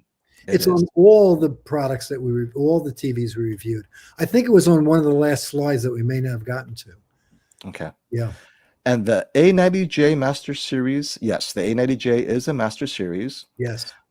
EARC, is EARC an HDMI 2.1 port or one of the other ports? It's on the 2.1 ports, and I believe it's on all 4 ports. The eARC. Yeah. Can you remember a list of questions that I'll answer? eARC is on 4 ports, but I'll triple check that as well. WISA. Do you know if Sony has embraced WISA? It's that Wi-Fi standard. I know what it is. Right? I'm sorry not. LG does a very good job with that. Yeah. That's what I like about LG. That's pretty impressive. I do too. It is very impressive. Yeah. No, it is not. But you can buy a WISA adapter, pick a Sony capable or a Samsung capable or any TV or any projector could be made capable. There's a Wi-Fi, a WISA, they call it a dongle. Right. You can get and transmit, and then there's the receive side for your speakers or buy the clips. WISA capable. And anyone who's wondering when the A90J release dates. So next week, Robert will talk about release dates and pricing for the A90J, 55-inch and 65-inch. For the 83-inch, you guys will have to wait. That one, Sony's going to make us wait a little bit longer. The LG Evo panel is not on the A80J, right? That's unique to LG. I'm not sure if they're going to be using that panel. But okay, we don't know. But they are using a proprietary heatsink method that's adapted to some degree from what Panasonic has done. And LG is not using that on their new Gallery 1, G1 series. And about the 880J, the entry-level OLED, will it have the Evo panel or no? No, it will not. It will not. Okay. No. But it does have slightly higher peak lumens. Right. Oh, here's a good one. The great news, all of them, right? From the X90J on up. So hear that, guys? If you guys want ATSC, all of them. So that's awesome. To get their antennas ready. This is a big jump. Yeah. Very good question. I like that question. Okay. Any news about 42-inch OLED that you know of? Any signs or hints? Likely from LG only. People who are interested in the X95J, the top of the line 4K, what can you share about its release window? Again, I do know that answer, but I'm very, very sorry. Not yet. All right. Restricted from saying. But we'll let you know as soon as that's out. But I've been asked not to. And I had to sign legal documents on it. We know what that means. Yeah. Okay. Oh, here we go. The answer? Yes. CalMan calibration? Yes. So what models will have CalMan calibration? Do you know? I don't know if it goes down to the A80, the X80 or not. But for sure, the Master Series. Of questions, I'll find it out. Yes, to the A90J, and yes to the A80J as well. Okay. Oh, here we go. Here's a good one. So those who are considering the LG C10, since you carry both, you carry the LG line, you carry Sony, there's no loyalty. What do you think Sony models you would consider over the LG C10 or along with the LG C10? Well, LG C10 is a great choice. There's no mistake there, that's for sure. When you calibrate them, they come out very, very close. But if you're not calibrating, I do have a preference for Sony's out-of-the-box processing. So I think they do a better job in the video processing end of it. And again, they're HDMI 2.1, the full 48 gigabits per second as well. And I agree with you. I feel that the motion on the Sony is noticeably better across all brands, right? So even after you calibrate, Sony's motion is better. Yes. Yeah, and motion you can't really calibrate, right? I mean, motion, it is what it is. So when you turn it off, all processing off, the Sony's natural motion is just better than anything else out there. That is correct. All right. Are we expecting a 48-inch Sony OLED this year? Can I get back to you on that as well? Absolutely. Sure about that. Are you keeping a list of the questions? Because I'll come back and go through them. Yeah, that's why I have to highlight them. Answer all these tips. And oh, look, it's our buddy Brian. There you go. Hey, Brian, how you doing today? Good to see you, man. We got to have another collab. Brian, I have some good news. Oh, there you go. Yeah. Okay, and do you get input lag numbers on these, or this is something that reviewers will have to do? We have a Leo Bonder input lag tester, so we measure them, and we have a second way of measuring them as well. Okay, so as soon as you measure them, you'll share it with us. Absolutely will, you bet. Okay. Input lag is very, very greatly improved this year across the line on Sony. Oh, here's one that's important. I think, do you have the option to calibrate the TVs before delivering them to your customers? And let me say, I always get it calibrated by Robert before taking delivery, because that allows him to do two things. One, check that the TV has no DSC issues, uniformity. That's and right. Then he breaks it in, and then he calibrates it. And so when I get it, it's ready to go. Because like for you guys, if I do reviews for you guys, I don't want to be breaking it in any further. And I like to have one calibrator handle everything. So where I can, I do ask Robert. And this applies to any of you, right, Robert? Anyone who buys TV, same thing. Get the same service. Thank you very much. It's a full quality control to make sure there's no dead or stuck pixels, no abnormal banding or tinting. The screen uniformity is good. And then we have one of the world-class calibrators as well. So that's absolutely. Let's see. Here we go. Robert, what happens if you find uniformity or issues with a panel out of the box? What do you do? Well, my kids have a lot of beautiful TVs. I have three wonderful kids, and they have a nice collection of beautiful TVs. Beautiful TVs with banding issues, right? It depends upon the seriousness, because we see some very bad ones, and those get returned for credit. But if it's didn't pass our QC but isn't real bad, my kids have a great collection. They really and do you ship to the Midwest? Well, he ships to California, where I am, so I assume they ship to Midwest. Factory direct authorized nationwide on all premium brands. Right, and so you're one of Sony's. What is premier dealers? You're the. They call us a key diamond dealer. There you go. It's a LG that has that almost embarrassing name, prestigious pinnacle dealer. And there's only a handful of, there's less than 10 dealers that are at that status. Robert, how do they order from you? You have your website. It's valueelectronics.com, right? Correct. And you can order online, or you can call us or send us an email. Or, of course, if you're local, you'd come in and visit our beautiful store. And I'll link valueelectronics.com on the video description later for you guys. But yeah, very easy to work with. I email Robert all the time.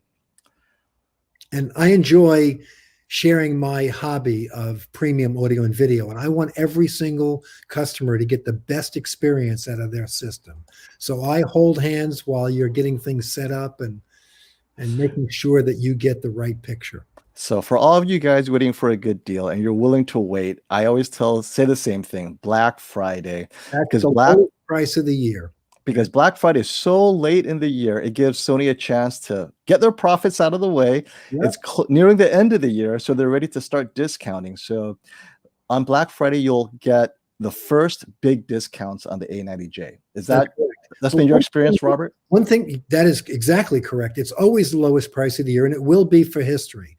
But I want to tell you that when Black Friday comes around, we're always, like it's just passed just recently, we're always looking at the next model year that's around the corner. So it's a very frustrating, vicious cycle. The other thing I want to tell you is we've urged Sony, and they took the advice again, to launch at reasonable, compelling prices. So you're not going to see, even at launch, very high prices. They're reasonable. Yep. Oh, here's an important question. Do you plan to expand beyond the US? I don't think you can, right? you're allowed to. Right, there you go. As I said before, we love our Canadian brothers. I think this is something that Whisper Status can do. If you do a video tour, believe me, Whisper Status will show up and he will do a tour. Yes. If you're still on, Brian, you see that? Brian from Whisper Status has been through our store many times, and he has some video of certain clips of our store as well. Yeah. We have a beautiful movie theater in our store. We have all the premium TVs butt up next to each other, so you can see the differences in performance between Samsung, LG, and Sony. Yep. So this is a good one. And they're going to be announced, we're talking HDMI 2.1 monitors. So let's say TVs are too big for you, but you want 43-inch and below. The 2.1 monitors will start to be launched near the end of Q1. And LG, Asus, Acer, everyone's coming out with 2.1 monitors, right? That's correct. And so at the end of Q1, you're going to start to see the good stuff, and they'll have new ones. Yeah, the new ones. Now, speaking of PS5, did Sony indicate when VRR is coming to the PS5? Do you know? I don't, but I think you do know that when you plug it into a Sony television, you have the same features as VRR. They don't call it that, but it has the same features as well as automatic low latency mode. Again, not called that because those are trademark names. Right. Accomplish the same thing. But so Sony has separate divisions, and we're not dealers for the PlayStation. It's a complete different group. Right. Don't know. So I know you don't carry the HZ2000, but will you be comparing the A90J with the 2000U? The hand-picked.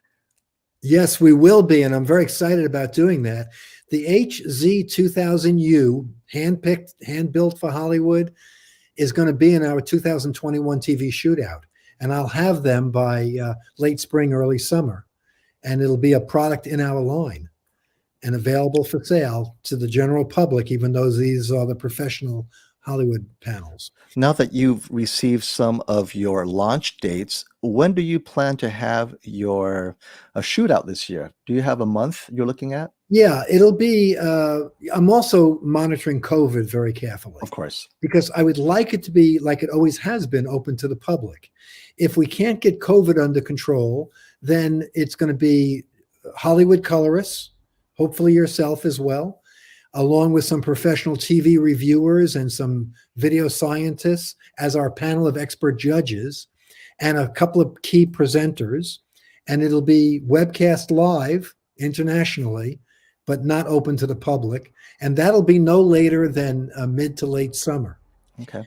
But if things are going well with COVID, we will hopefully have a public event again this year, as well as webcast it live. Great. Now, we know that the Master Series is QC'd higher than all the other TVs. Does it have a special warranty, though? Well, because we're Sony Diamond dealers, we have a special agreement with Sony that if any Sony TV that we sell you has a manufacturer's defect within 14 days, we replace it. You don't go through the repair. So, but it's a 1-year factory warranty. Right. And you can extend it up to 5 years. So here's a good question that I think I'll answer. How does the Sony full reticle dimming compare to mini LED like OD0? So the one thing that you all need to remember is it always comes down to dimming zones and processing. So if OD0 has less dimming zones, but they have a mini LED, it still doesn't matter. You have to have enough dimming zones, and you have to have processing. So arguably, the Sony full reticle dimming can be compared to OD0 as long as they have what it takes So ignore the mini LED part and focus on the number of dimming zones and the processing. And that'll be interesting to see what happens this year between Sony's top of the line 8K and Samsung's and TCL's and LG's mini LED, because now you're going to get to compare them head to head, right? That's correct. Again, we will be. That's right. We'll have them all lined up, butt up against each other. So, and we make the center line. So if the screens are different, screen size are different. We make the center line exactly the same, and we butt them up against each other. Right. So it's a very easy way to compare the difference in picture quality with test patterns and content that exploits those test patterns. Now, I know you're going to look up this information, but yes. Do you have an idea if it's going to be more power efficient, at least the Z9J 8K? Because we know the Z9J was burning watts to get that bright. Yeah.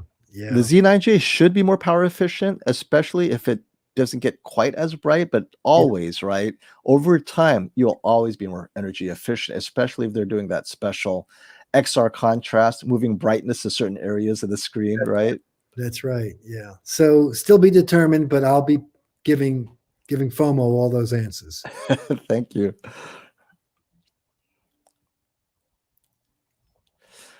Oh, here's one. So what are your thoughts on, so when you do a shootout, have you separated OLEDs from QLEDs, or do you do together? What's your philosophy on that? Because I know a lot of people don't believe in combining the two. What are your thoughts? We do combine the two, but we've had a lot of people asking us to separate them. And, my answer to that is, when you look at the way we design the ballot, is if you're interested in an OLED, cross out the LEDs and just look at the OLEDs that are participating. Vice versa. If you're interested in LCD, cross out the OLEDs, don't look at them. The other thing that we are going to do, though, is we're going to separate the 8K TVs from the 4K TVs. At the end of the event, we're going to have two events on the same day. We're going to bring the winners of the 8K and the 4K, put them butt up against each other, and see, do you really see a difference with 8K? Is it a better picture? And which one is better? Right. And how about, does QLED have more color volume? And if you measure it, technically it does, right, Robert? However, we haven't done it.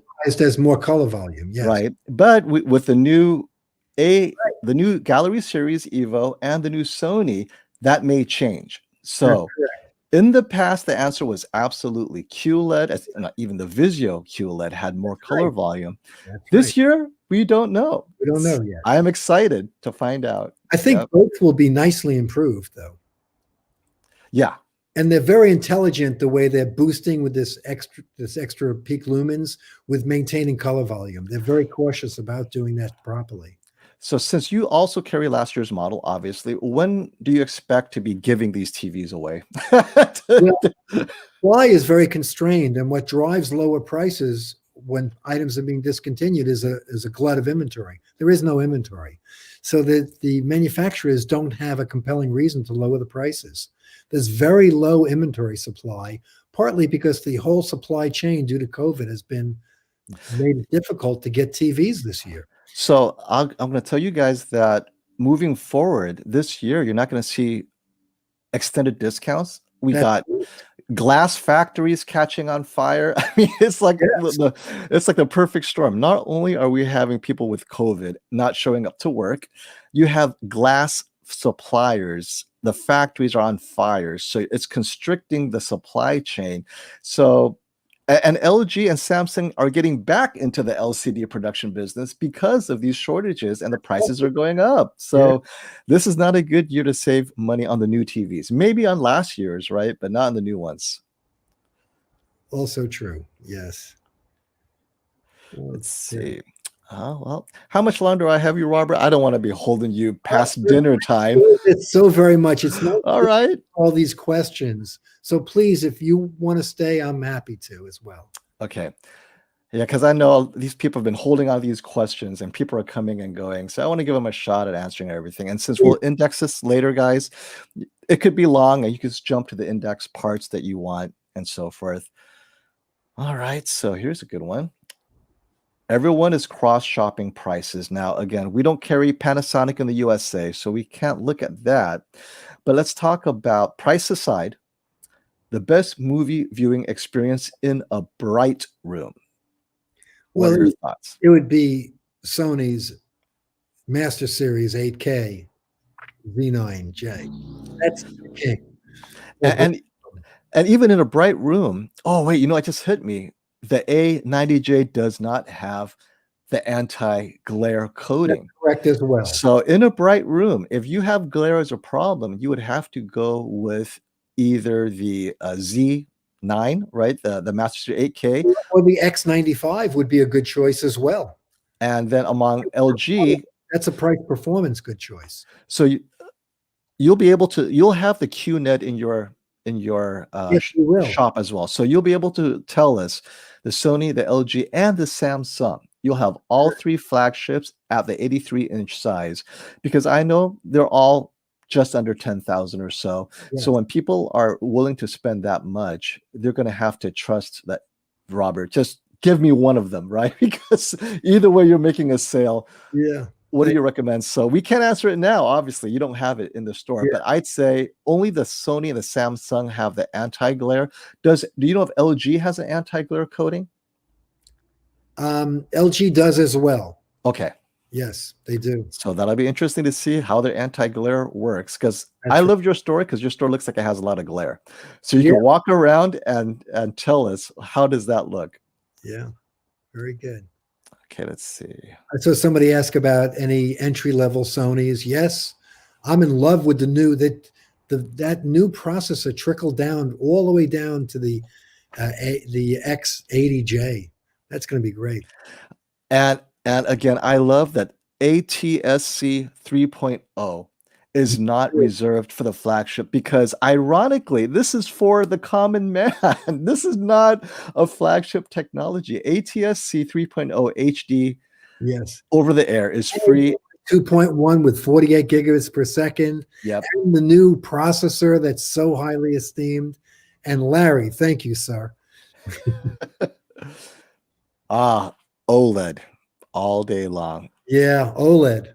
And I even say, in a pitch black room, you may not need the A90J, right? I mean, That's right. Would the A80J be fine? It would be great. That's correct. You don't need it because it might even be too bright. I have the A9G, and in a black room, I don't sit there and say, you know what, this needs to be brighter. And I've spoken to a lot of people who I recommended when I knew they were in a black room, and they haven't complained it doesn't get bright enough. But once you do turn on the lights, okay. But in a black room, I think most OLEDs, even the B series, is good enough for many people. I would agree.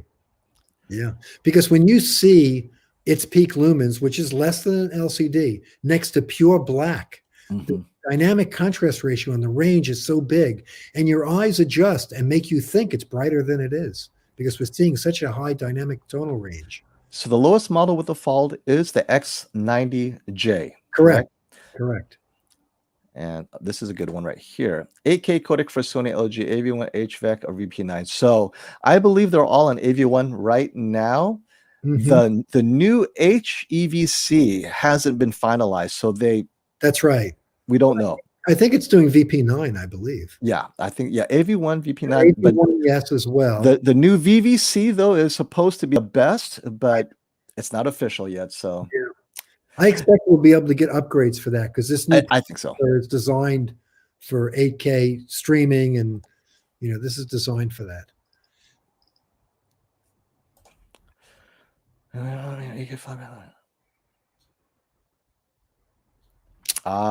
8K versus 8K flagship, mano a mano. We're gonna have them butt up against each other, and we'll know. Well, you're again shootout. Let's wait for the shootout, folks. I can't honestly say. Oh, actually, so that's a good point. In the shootout, how are you going to deal with 8K? So obviously the A90J, the HZ2000, these are all 4K. Is the 8K going to be compared directly against them? What are you going to do? I'm going to have a separate video wall with just the 8K panels.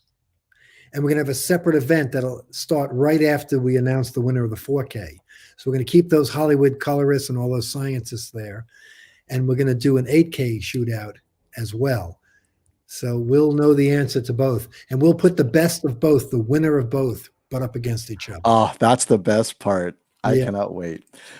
So ATSC 3.0, what benefits? Okay, so we talked about this earlier, and I'll time stamp it so you can go back. But the most important thing is, first, for sports, if Yeah. the broadcaster is willing, you get 120 frame rates per second. So your 4K 120 TV is going to look sharp motion. I mean, That's right. perfect motion, right? It's amazing. And that's really bandwidth intensive. 120 frames per second is really hard. Broadcasters hate it. They would rather give you 8K than give you 120 frames per second. But ATSC 3.0 allows them to do it if they want to.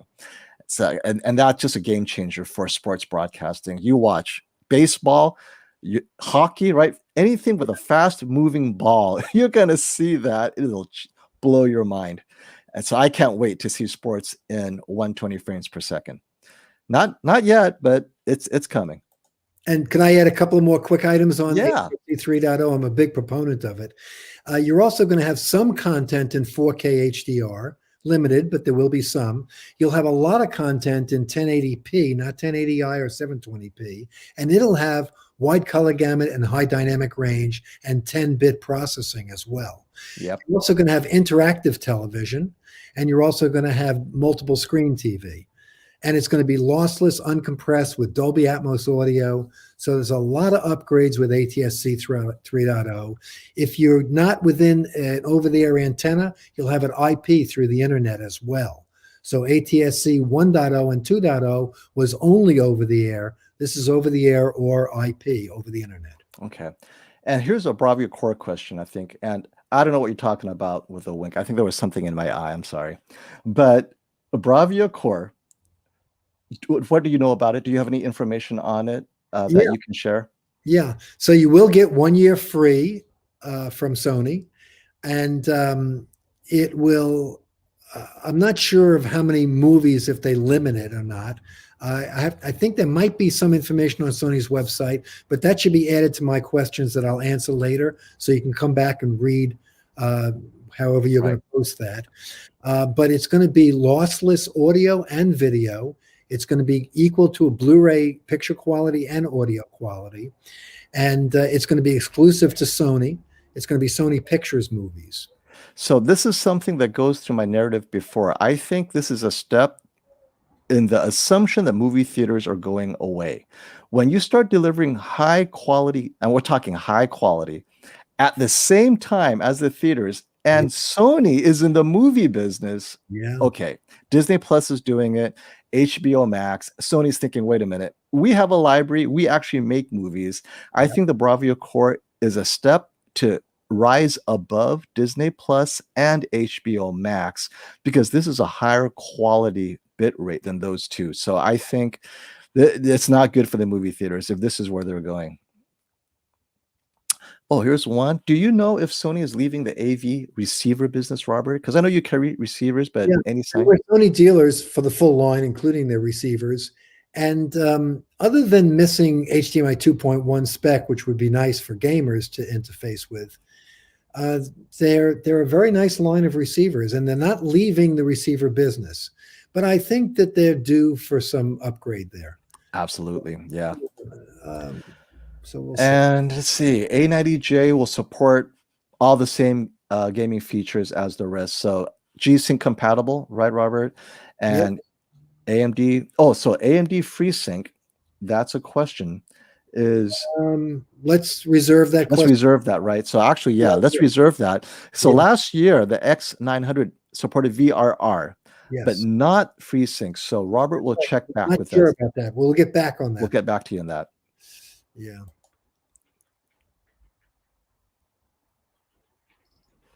Are you planning to get a bigger store, Robert? Because you have so many of these 83 inches on display. This is a whole new era for you, right? Yeah. 100-inch TV? Where are you going to put it all? We will display the 100-inch TV. We will do that. I could use a bigger store. That's true. But we only put out the premium products on display. So it's barely large enough to put out the flagship items from all the premium brands.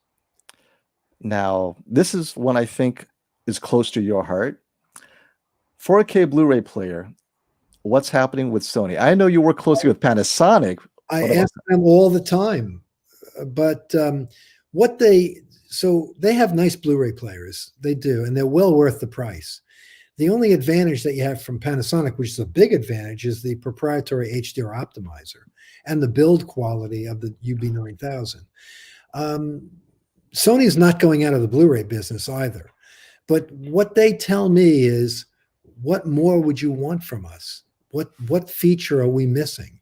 And there really isn't anything missing other than maybe the HDR optimizer. But I think Panasonic answers that question and owns that methodology. Right. Their Blu-ray player line is very good. They have the Mach 2 on the 800. They have the 1100, which is a higher end piece. They're a universal player that plays SACDs also. I think it's a strong line, their Blu-ray player line, and very competitively priced. Now, so the answer is yes, it'll get more RAM. I don't have the exact number of gigabytes. More memory, yeah. And the reason is the XR chip, right? It has to store all that data for that cognitive intelligence. Beautifully said. I've been listening. Yeah. Well, you said it perfectly. I'm always impressed with your technical skills. Now, 8K disc players, I don't see it happening, but that's just me, right? You don't hear any word on 8K media, right? I'm more cautiously optimistic for possibly streaming down the road in the future, but there's no official word on that either. But there is YouTube, and there's more coming from YouTube as well. And build your own content. Buy that new Sony camera you have. Oh, I know. I'm going to try. I'm envious. Yeah. So I was telling Robert off the air that I'm getting the new Sony Alpha 1. So when I do the TV reviews, it's easier for me to capture everything in 8K. Then I could punch into 4K for you guys. And I don't have as much noise in the dark area. So it's easier for me to make the comparisons. But I was thinking, I could put up an 8K video. I don't know to what degree you guys could see it because most of you don't have 8K, but we'll have fun playing with that. YouTube supports it, and you can have an 8K, and there are users with 8K TVs. And honestly, I don't know if my new computer can handle it because I'm building a computer with a Kingpin RTX 3090 and a 5950 chip. And even then, I'm being told that's not good enough to process 8K and DaVinci Resolve. So I don't know. I don't know if I can even do that because it's on the editing. It's a tough codec. All right, let's see here. Popcorn's always a popular one. Is that what you have? No. For you, what is a food and snack you watch while watching movies? Well, I have a very strict, holistic kind of a diet. So it's not what normal people would probably eat. So a lot of fresh organic vegetables and fruits and things like that. So please forgive me. I'm not the normal when it comes to asking about food. And for me, when I watch a movie, I forget to eat. So I eat at the beginning of the movie. And then I don't touch it again. Otherwise, it's like I'm just watching. Next thing I know, the movie's over and I haven't eaten anything. Okay. TV LED over player LED advantage. So the advantage, right? Do you have the answer to that? I only TV LED. Yeah. Generally speaking, TV LED is better because it has a dedicated chip on board. Player LED uses less bandwidth, right? That's why they call it low latency Dolby Vision. So it has its advantages, right? But it's not image. It's more of a bandwidth and processor advantage. So if the TV has a weaker processor, it's easy to add player LED, but the quality is iffy. And Sony has had a lot of complaints about their Dolby Vision because it's player LED. But now they're TV LED because they've got that chip. That as well. Thank you. Sony listens. They listen and they follow good advice. I admire companies that do that. So here's something for you. Any word on Sony soundbars coming out this year? Well, the 5000 is still a great, the HTST 5000ES is still a very highly acclaimed soundbar. And the same thing when I asked the engineers, when are we going to get new soundbars? They said, well, what else would you want? And if you don't have anything to say, what else you would want, It's a great soundbar. Well, if their top end TVs all have great acoustic glass, get a Sony TV is what they're going to say. and I know this is a Sony, but I just have to address this. So last year, Sharp was making it big, telling everyone they're going to come back to the US with OLEDs and whatever. And a couple of retailers pulled them aside and said, I'm not going to be able to sell your TVs, honestly. And they said, oh, and that was the end of that. Because I remember they came out announcing, we're coming back, and they never did. After CES, they were pulled aside and they were told, don't do it. So I want to add a comment if you're okay. I'm a big Sony fan, shop. I'm sorry. I'm a big shop fan as well. I like that company. I like their management. I love their engineering. They are owned by a Chinese company that makes panels, but they left Sony Japan headquarters intact, along with their manufacturing that they do. They manufacture their own LCDs and their own TVs, and they sell them very successfully in Japan. I happen to be a fan. They make a fantastic line of 8K commercial products that are sold in the US. And I do plan on putting their high-end 8K. I've seen them in person. They are really great. They know how to do processing. Their panels are proprietary, made in Japan, really premium high-end panels. And I plan on putting I'm leaking this now for the first time, their 8K Sharp televisions in our Shootout this year. Okay, guys, this is a huge leak. And the Chinese company that owns them is Foxconn, right? That's correct. Foxconn is literally Apple's largest OEM. And they're an OEM for a lot of companies. They got a lot of cash. They also partly own Vizio.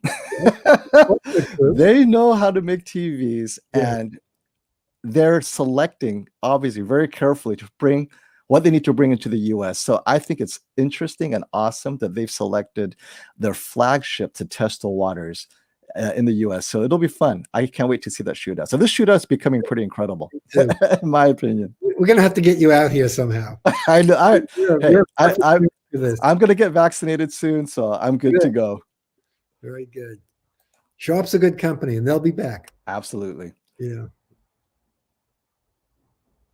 Native to the internal firmware. So I'm assuming, is all that data inside the TV, or are they are they talking over the internet? I guess it's all in the TV. That's one of the reasons why they have this enormous memory now, because it's storing so much data on how the image should look and everything about every kind of image. So it's all internally stored. So this one, Robert answered, he will have it on, right, Robert? Yes, XR. I will. And we'll know because Robert has a team of in-house calibrators. Yes. You're going to calibrate it. They're going to have it on, have it off, and then we'll know. We're going to find out both ways what's right. But I don't want to be so quick to shut it off. Calibrators are very quick to shut off processing or tuning the processing and shutting off some of these enhancements. We're not going to be so fast to do that. We're going to very thoroughly test it. And Shootout is always streamed live, always. And normally it was Shane at Spare Change doing it, right? So maybe Shane will do it again this year. So Robert will let us know for sure. Yes.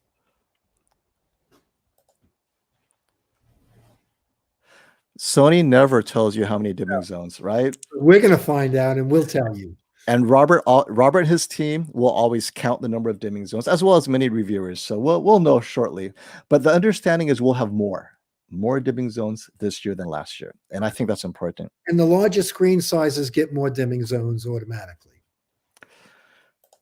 What happened to those Pioneer techs? They moved to Panasonic, and are they still at Panasonic? That's why Panasonic is so awesome, right? When Pioneer left the business, Panasonic bought most of their intellectual properties and took 200 of their top engineers. And I believe that most, if they're not retired, have stayed with the company and built world-class OLEDs. And here we have, do you have the Kaleidoscope in your, have you been able to compare it with the best 9000 player from Panasonic? What are your thoughts? Kaleidoscope is the best. Uses less compression. So their audio and video, they're not limited to the 100 gigabits per second disk size. So most of theirs have no compression or very minimal compression. But the UB9000 has an advantage over everybody else, and that's having that HDR optimizer, which is proprietary, which will do the EOTF PQ curve tailored to your particular television, how you set it up, your display's capability. Oh, so there you go. So there's an idea. I will bring my 8K. I didn't even think about that, but Oh, yes, you have I will bring the Alpha one over there yeah. and we'll shoot it. We'll see if it does. And it has a dynamic range of like what, almost 15. So it'll be fun. We'll see if we can capture most of that goodness. You made me want to buy that camera. No, I know, right? I tell my wife it's a business write-off, hun. Yeah. It's a business write-off. I'll just sell my old gear.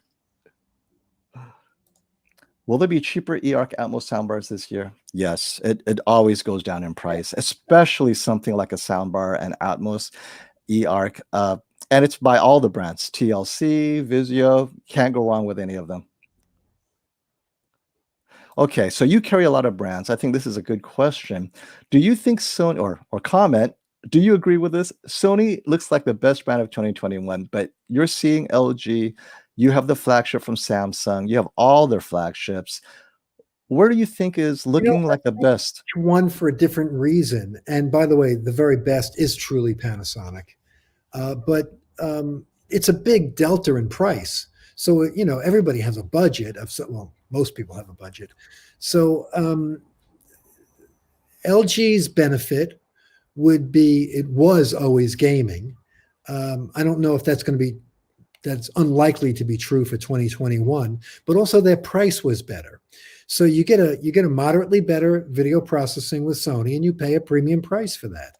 So there's a match for everybody. I like Samsung always for bright room viewing because they're very bright TVs. They've always had the best anti-glare and anti-reflective coating, and every TV has a proper application. TV sizes. Okay, so this year we're seeing 100-inch.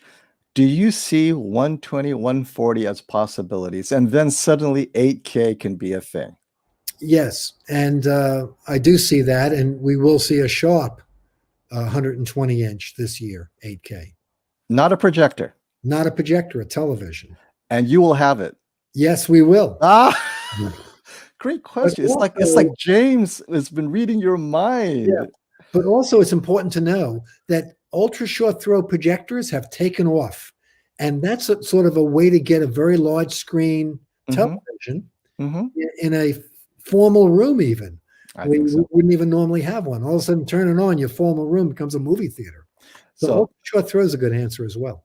My thoughts on this, having the TV on a fireplace, is not so much about the heat, but you're going to have to see a chiropractor because you're looking up. You should always look forward and 2 inches down for comfort, right? Thank you. Yeah, so this is why you don't put it on top of a fireplace. At the center line to your eyes on the TV is what's best. Yeah. So they do make these mantle mounts, but a mantle without a mantle mount would dissipate most of the heat away from the screen. And yes, to Chris, I'm very anxious to put Samsung and LG's micro LED and compare it to OLED and Sony's new LCD LEDs as well. I would love to see the A90J versus the micro LED because it looks like they're very close in brightness. It looks very close. We plan on being the very first company to have availability of those products, and we will immediately put them butt up against each other. We'll give you our first impressions, and then we'll give you a more thorough review of them as well. The A1 OLED, I know you can't share prices yet, but is it truly a budget TV? Because people who want OLED, obviously, even the A80J is out of their reach. The A1, what are your thoughts on the A1 in terms of its market positioning for the consumer? So it is the answer to the lower priced OLEDs that are coming out from the other brands, what I would call, I guess, tier 2 brands.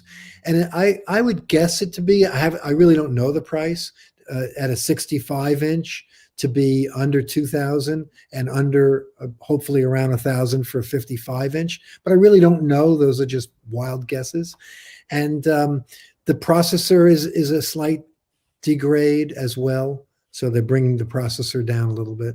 And it'll be a step below the B one as well. So outside of resolution, where the TV go next? So obviously you can't go 16K. So we're hitting 8K.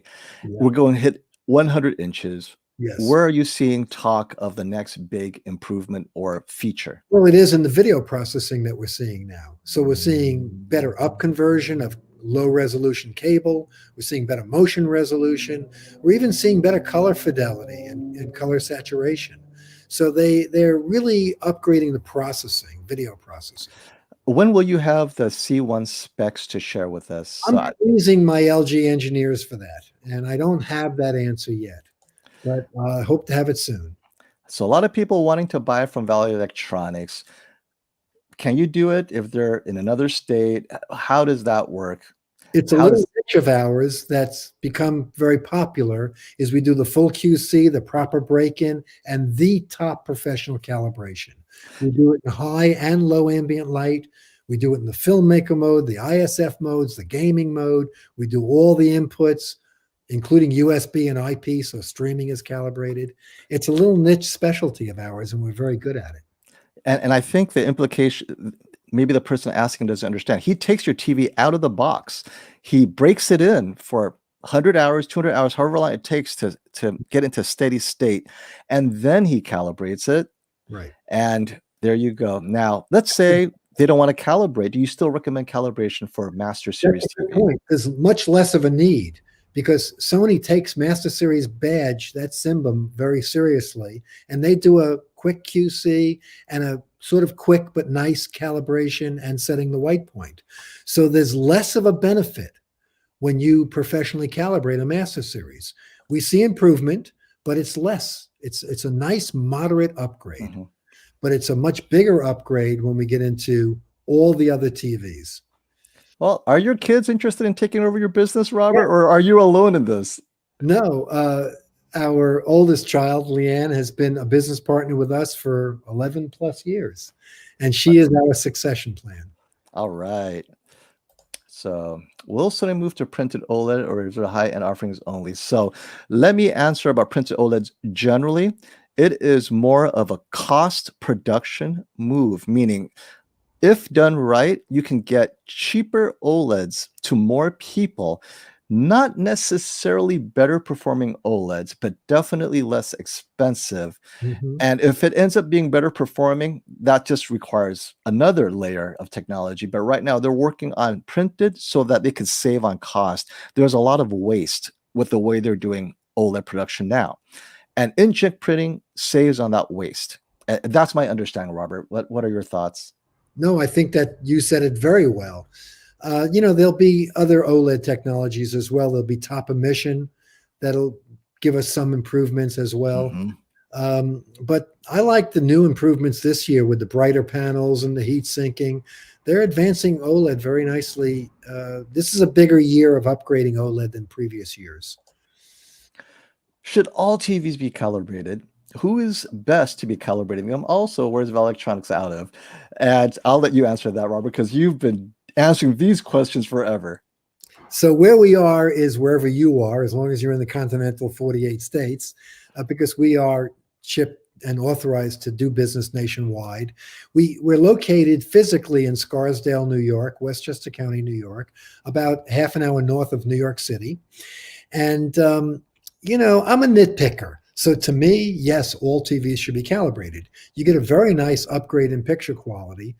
The other thing that happens when you let us calibrate the TV is you're ensured of getting a good sample with no defects. So it's a top professional calibration, and it's a very well QC'd panel with no dead or stuck pixels, no abnormal banding or tinting. We eliminate all of that panel lottery. This is an excellent question because a lot of people are still looking at the A9J, the king of TVs, at your shootout. Correct. And I'm sure the pricing is close to the 880J, maybe. Yeah. What would you recommend? I mean, is this going to be a better TV, the 880J? Cool, because again, Master Series has the better build quality. You have the, I don't know if the audio will be better than the 80J because they're upgrading the audio as well. You do have the QC and quality control and tune-up that they do. But I would say it's an A80J. I'd rather have the new processor. And you will have the new LG panel, and there's some upgrades in the panel as well. And ATSC 3.0? And ATSC 3.0 and HDMI 2.1. And I would say an A80J would be the better choice. Okay, so we can't talk prices yet, Soon. but comparable, let's say dates. When can we start talking X90J prices? Uh, in a few weeks, in a few months, when will you be allowed? More like in a few weeks, and I can probably more accurately give you an exact date shortly, by the way. Okay. Very shortly. TVs are launching fairly quick this year. We much prefer. There you go. And that's why I work with Robert. I don't do my own calibration. Lots of reviewers do their own calibration. And honestly, I'll let the experts do it. And for me, it's worth it to know that Robert's team are very reputable. So I have them do it out of the box, ready to go. I have no complaints. We've developed a very good niche in that. Absolutely. A very good job with that. Thank you. Subtitle burn-in. So here's something interesting. What are your thoughts on subtitle burn-in? That if you're leaving the subtitles up all the time, you probably should not buy an OLED TV if you're always using subtitles. Okay. But all these OLED TVs are very smart about that, and they've done a lot of good things. Now we're doing even more with the heat dissipation because heat is part of the problems, and the subtitles are always on, and they're generating a little more heat in that area. There's a pixel orbiter. There's also dimming of static images. But if you're going to leave subtitles on all the time, I don't think an OLED's a good choice. Would you agree? I don't know how you feel. I have subtitles on all the time because I have the audio off. So when I'm doing a lot of my reviews and stuff like that, I use subtitles as a way to test, blooming and everything. And also it helps me turn the volume off when I'm busy, turn it back on, whatever. So maybe I am a high risk for burn-in. I just never thought about it. Now, if you look at the Arting's research, they don't specifically raise that issue because technically subtitles are not persistent. You keep on changing the characters, constantly moving. So, I really don't know. I don't know. And I'm hoping that Sony and LG are purposely lowering and dimming subtitles in some of their algorithms. But yeah, I don't know. Yeah, no, they do. They do. And wall mounting, I guess, is the next question. Yep. I like the look of a wall-mounted TV, and every single designer and home decorator insists that we do it. Yeah. We're not to put a TV on a countertop, just beautiful pictures and artwork. And I don't understand what the risk of damage. I've never heard of it being a risk of damage. So this is new to me. All of my TVs are mounted, even if it's not on a wall, it's all mounted on my mobile stand. So you guys see my reviews, right? It's all mounted. It's just easier for me, but I've never heard of a risk of, unless it's a bad installer, literally falls off the wall. But if you have normal drywall and your installer is competent, and if you don't trust yourself to do it, hire an installer to do it, a Geek Squad, whoever, right? But yeah, if it's done right, I don't see any risk. Yeah. I just want to answer somebody who said, how long does the calibration take? It doesn't take as long as we usually spend with it, but we're real nitpickers. So our calibrator spends the better half of at least a half a day, 4 to 5 hours on calibrating a TV that would typically be much faster. But so this is a thorough on that. This is a good response to what we're talking about subtitles. So I'm going to distinguish the ticker tape, right? So the newscasters, you know how you have on the bottom of business channels or sports ticker. So in the ticker, you have two elements. You have the information that's constantly changing, and then you have the parts of that that don't ever change. The frame, the color, that is the part that causes burn-in. The information on it, maybe as well. So I'm going to have to go back and look at some of that ticker information. So that's a good point, because in the ticker, there are elements that, it's persistent, but yeah, there are elements that isn't. So yeah, we'll have to follow up on that. Thank you. But then again, we always say the same thing. If you watch CNN, ESPN, CNBC, where it's on a ticker, there's no reason to get an OLED at all. Correct. Yeah. We agree again. Yeah. Let's see right here. Oh, can you calibrate the TVs to certain video game systems? Is it essential? What has your calibrator told you So about? we calibrate the game mode as well, but it's not calibrated to a specific game console, but the game mode is part of our calibration procedure. So we automatically calibrate game mode because there's a lot of gamers today. It's been popular. So you have some fans in Europe. Yeah. Can you do that? No, I'm sorry, not. We're not permitted by our dealer agreements to sell or ship outside of the 48 contiguous U.S. states. So I apologize, but Here we go. they have Vincent over there. This is the FOMO everybody fears. You buy a brand new TV, and then suddenly Robert comes on and tells you how awesome the next TV is. And How do you talk people off a cliff, Robert? No agenda here because these TVs are not available. So if I'm doing anything, I'm damaging my company by slowing down sales. We have to sell to stay in business. These TVs don't come out for a while, and I'm telling you about the new advancements. That's to my disadvantage.